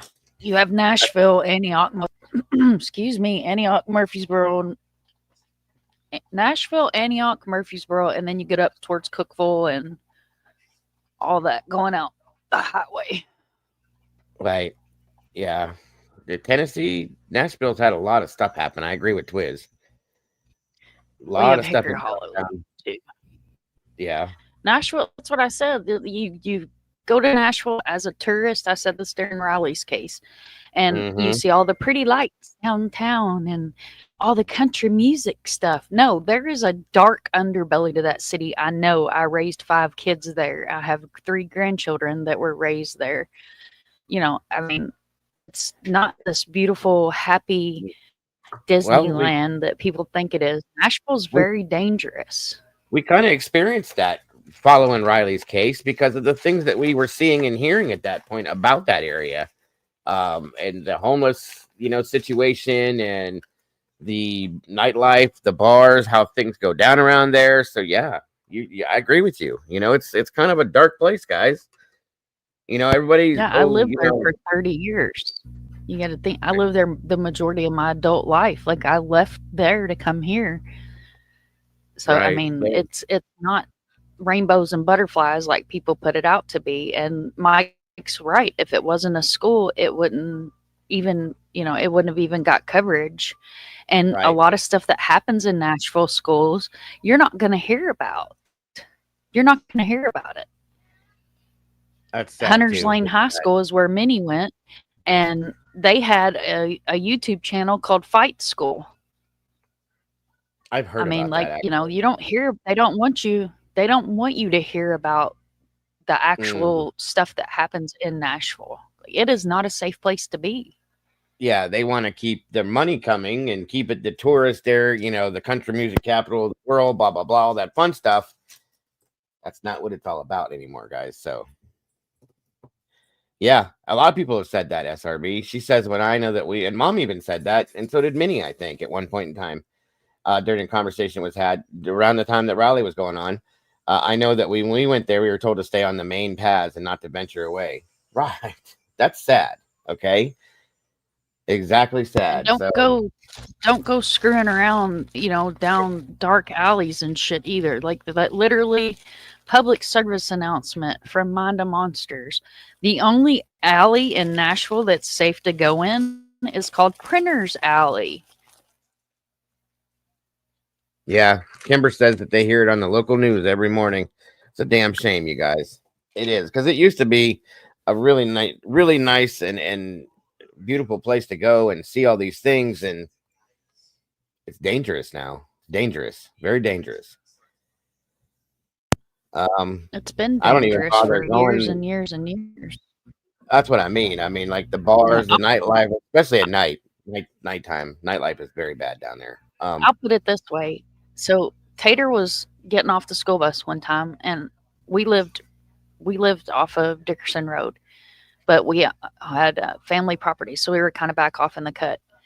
And he was getting off the school bus, and he watched a guy lose his life on the side of the road. Like literally, this guy just walks up to him and turns him into Swiss cheese, and he ran home. Wow. Yeah, and he was in like the 5th grade, I think, and the bus stop was literally down the hill, and he like shot ass up the hill and came to the house. Didn't have any color whatsoever. I mean, it's not the, like I said, it's not this beautiful Music City bullshit.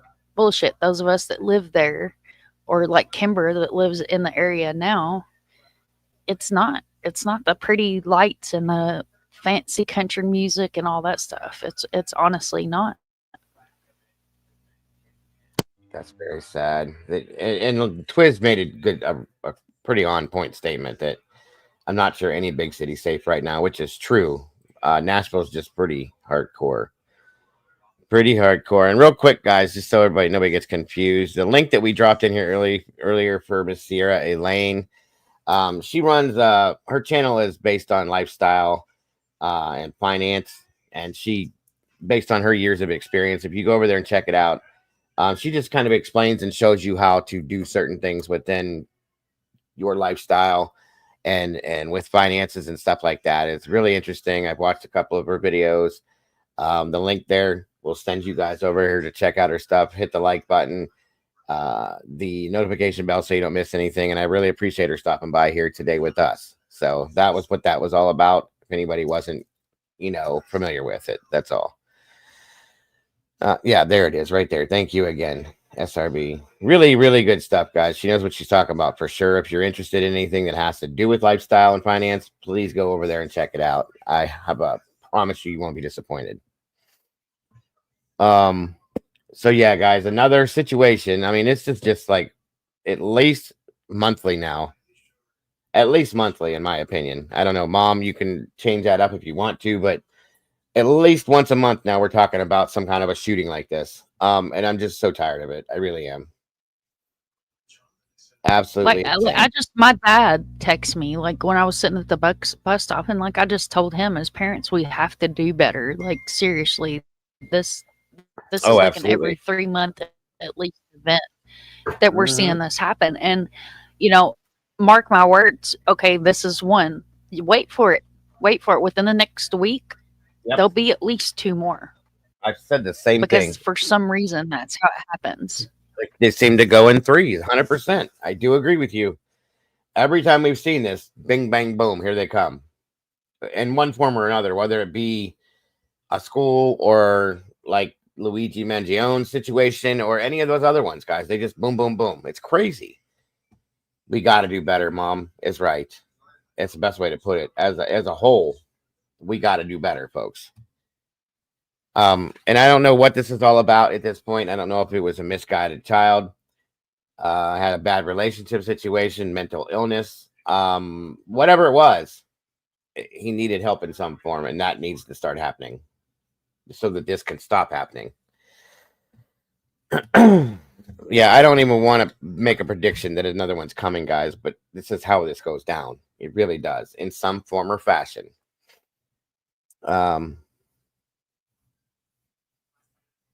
Twist says, I know that Vegas and Phoenix got really bad during. Yeah. Very true.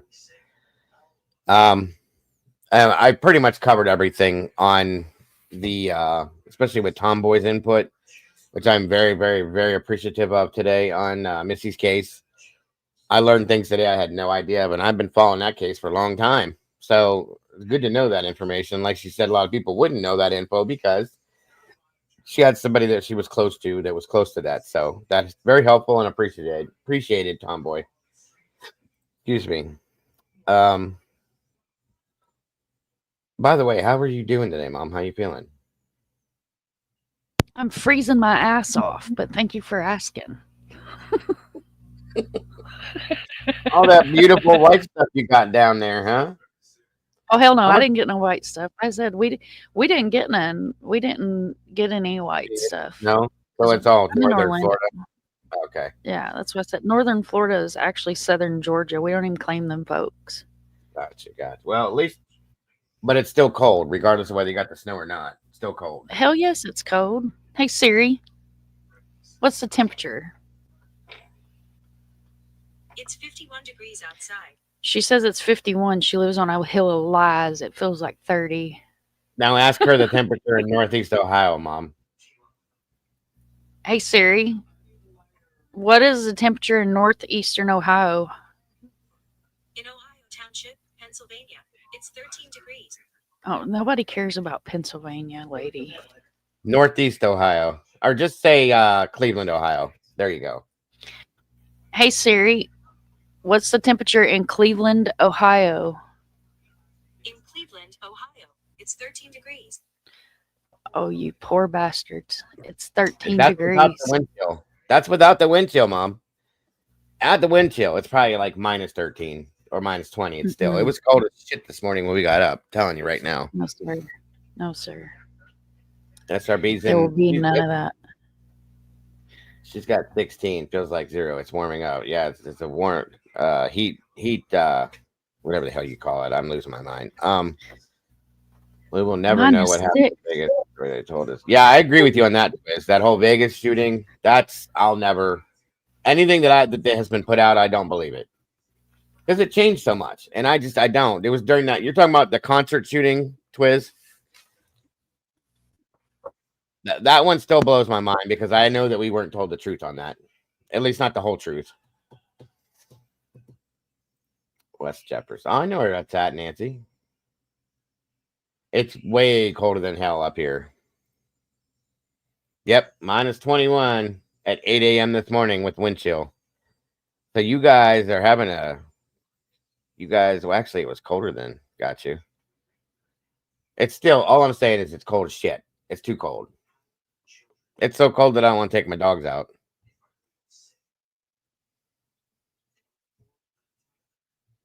We may have to go back and hit that one again, the Vegas shooting, because I have questions about that, guys.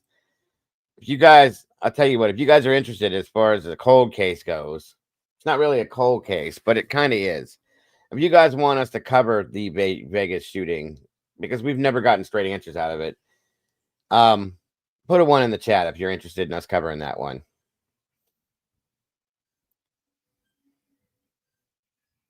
Minus 9, yeah. You can have your minus 9. I got you, T.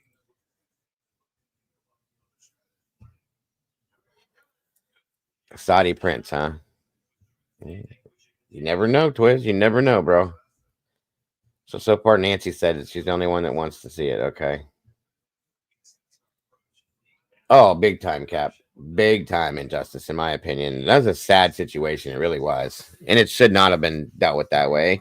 And I still don't think, like I said, that everybody was told the truth on that one. Yes, Mikey. Definitely. There's a lot of weird answers to that and a lot of strange situations.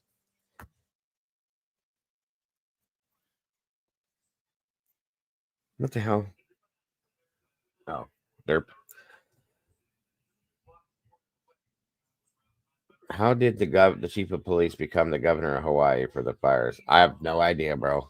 Good question. Ask Molly. She might know that one. Aches and pains and frozen toes. Oh my, yes. It does make the things hurt worse that you already have when it gets cold like this. Makes your bones hurt. Demon dogs. We got 3, 4 ones. We're going to hit it one of these days because it's definitely something I'm curious about. So.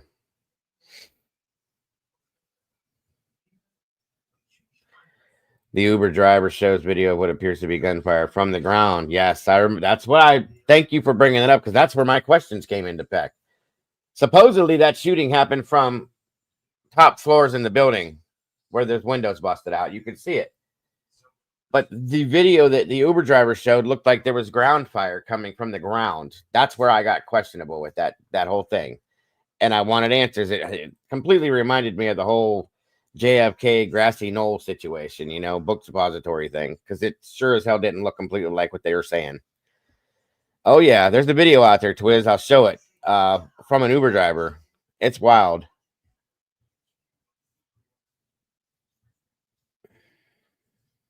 That's true too, Tomboy. So what do you think? Are you familiar with this case, Mom? The Missy Bevers case? Briefly. Gotcha. Okay. I don't know it like real well off the top of my head. Okay.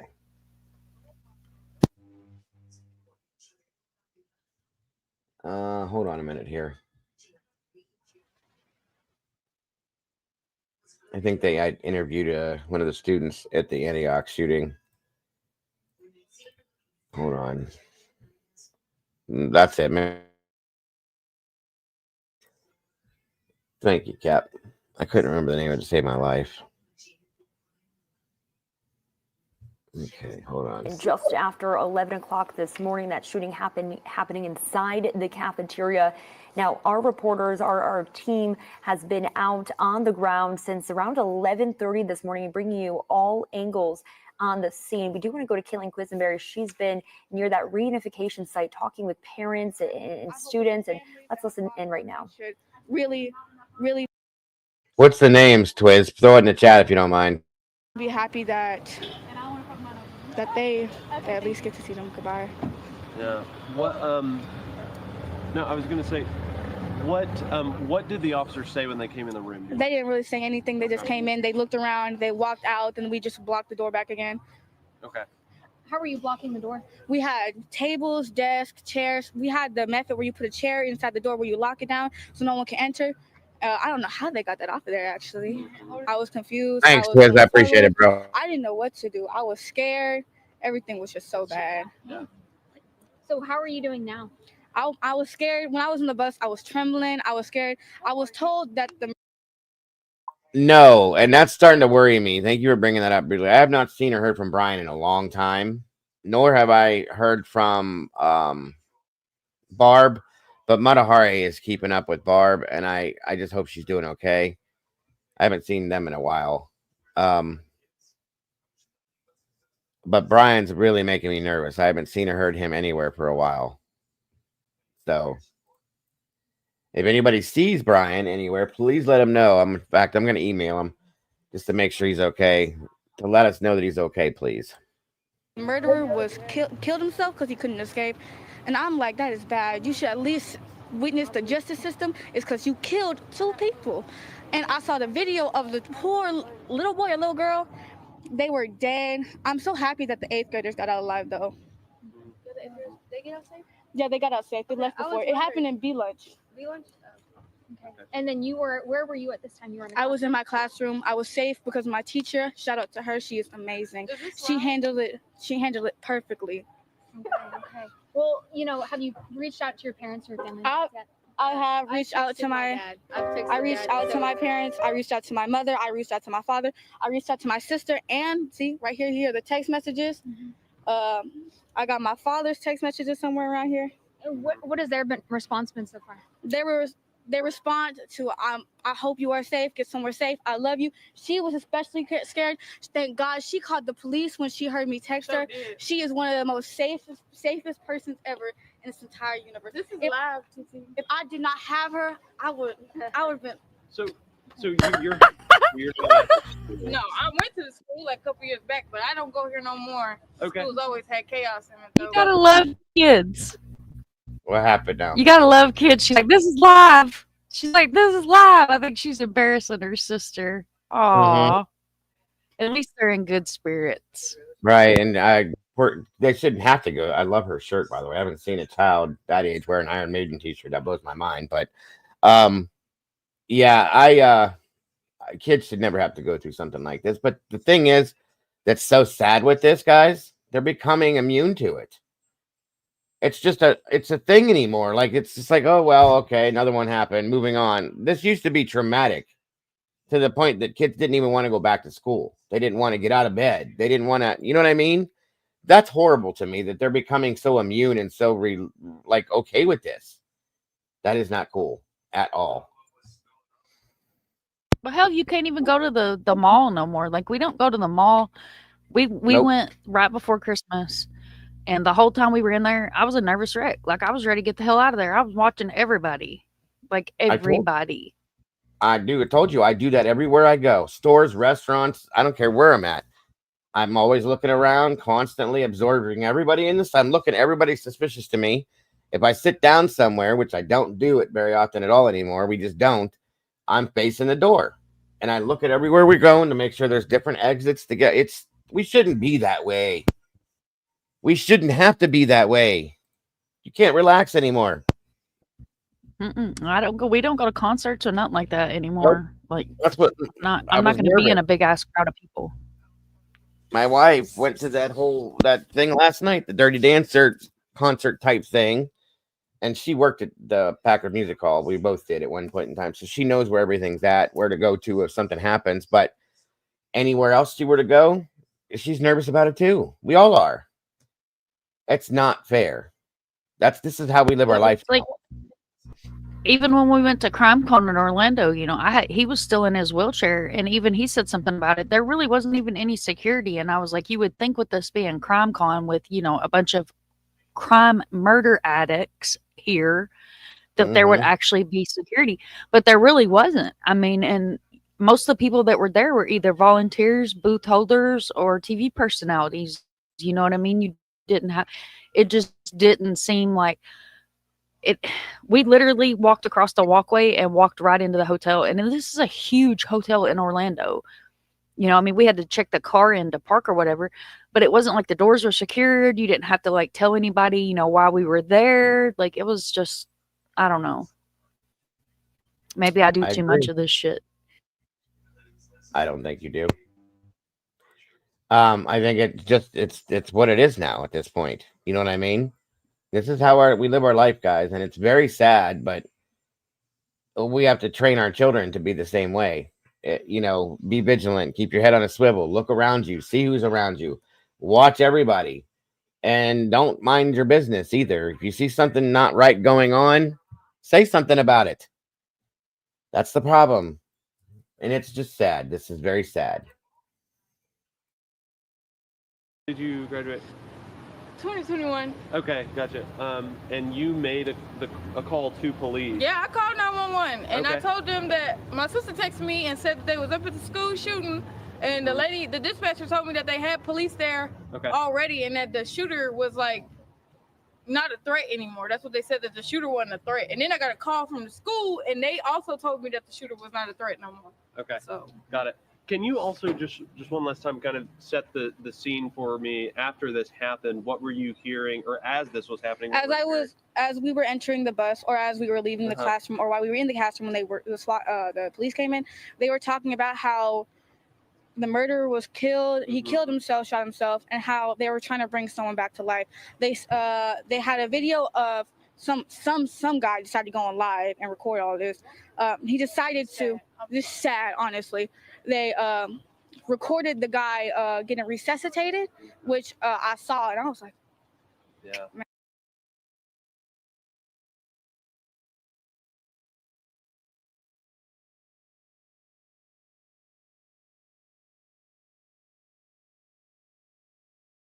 You're muted.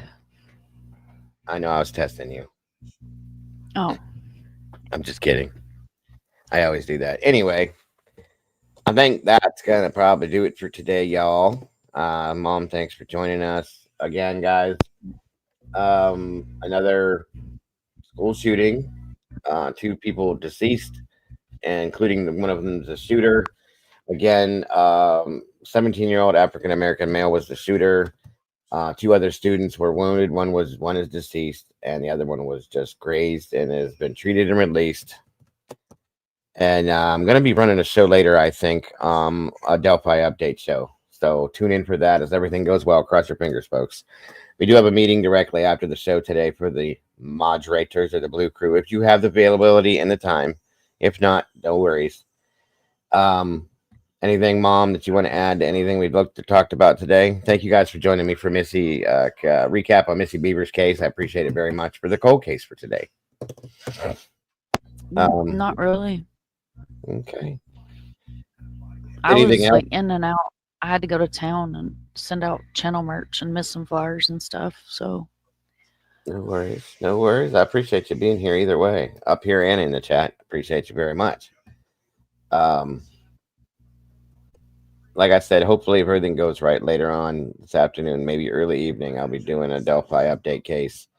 There's a lot of crazy stuff coming out lately on that. So if anybody's interested, please join us if you will. I'll throw it up hopefully earlier than as soon as I can, so everybody can be ready for it. Mom, when's your next show? Do you have any idea, or next time you're going to be doing anything? I don't know. I keep threatening to go live and never get around to it. Threatening? It ain't a I need threat. to, yeah. I need to like just set them up, because if I make the thumbnails and I just set them up, because like I have a series that I like to do. I call it Barely Alive. Like catchy, haha, Barely Alive. And that way, you know, if it's a certain subject, I can just throw it in the title and hashtag it and stuff. But if I don't like set them up, I will procrastinate.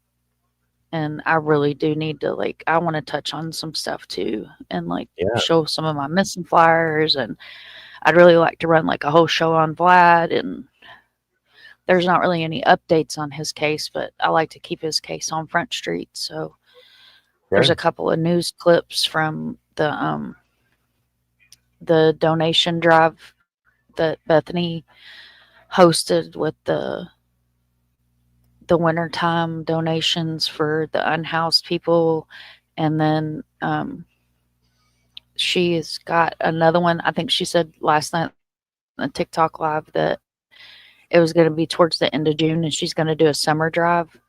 So, you know, I would really like to cover his case again. And then she's got a lot going on right now, planning a wedding and stuff, but I'm going to get her on panel and that'd be awesome. Get her, you know, have her come up and talk. And everybody do me a favor, because I don't seem to. I am subscribed, belled, and everything on Mom's channel, but I don't get no damn notifications. So if anybody knows that you're going live, please somebody yell at me, call me, send me a message, whatever, so that I can be there, because I've missed many of them because I don't get notifications and I don't like that. So.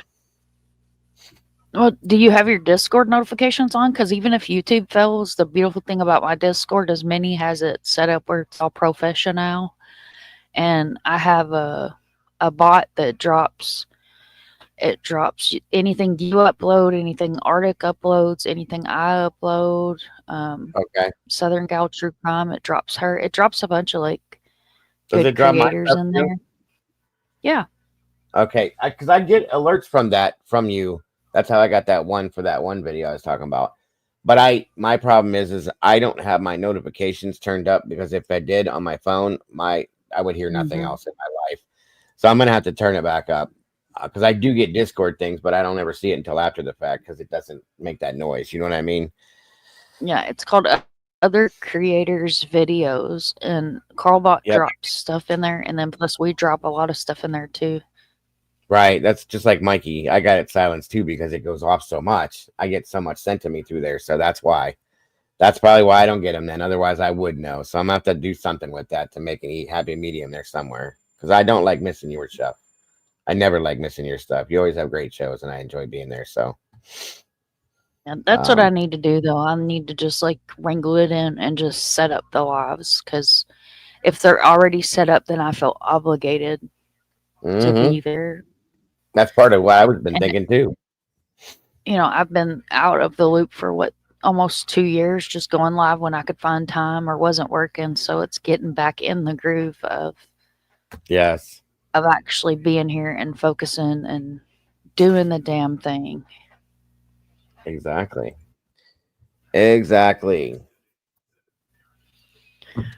Sounds like a plan. So yes, if anybody's not busy later on, if you see me pop up that I'll be live, join us. Like I said, we're going to be doing an update on all the new crap coming out for Delphi.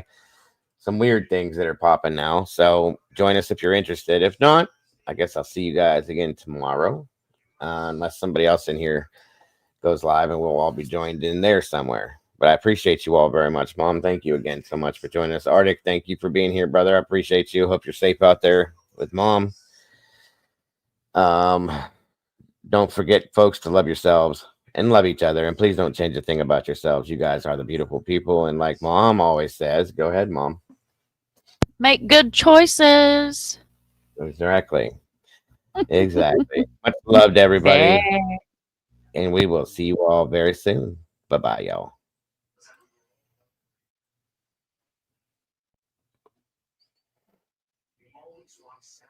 Life's a journey, let's make every moment shine. Together we share, our hearts so intertwined. Each time you tune in, we're dancing in sync. With every story told, just let your soul think. A little laughter, some love, we're flying high. As we wrap up this episode, it's not goodbye.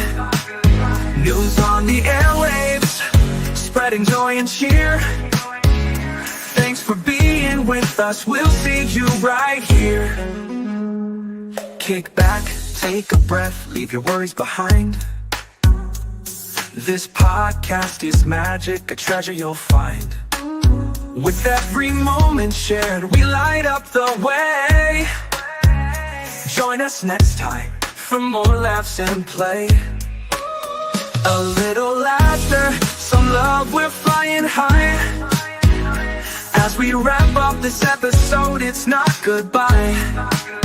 News on the airwaves, spreading joy and cheer.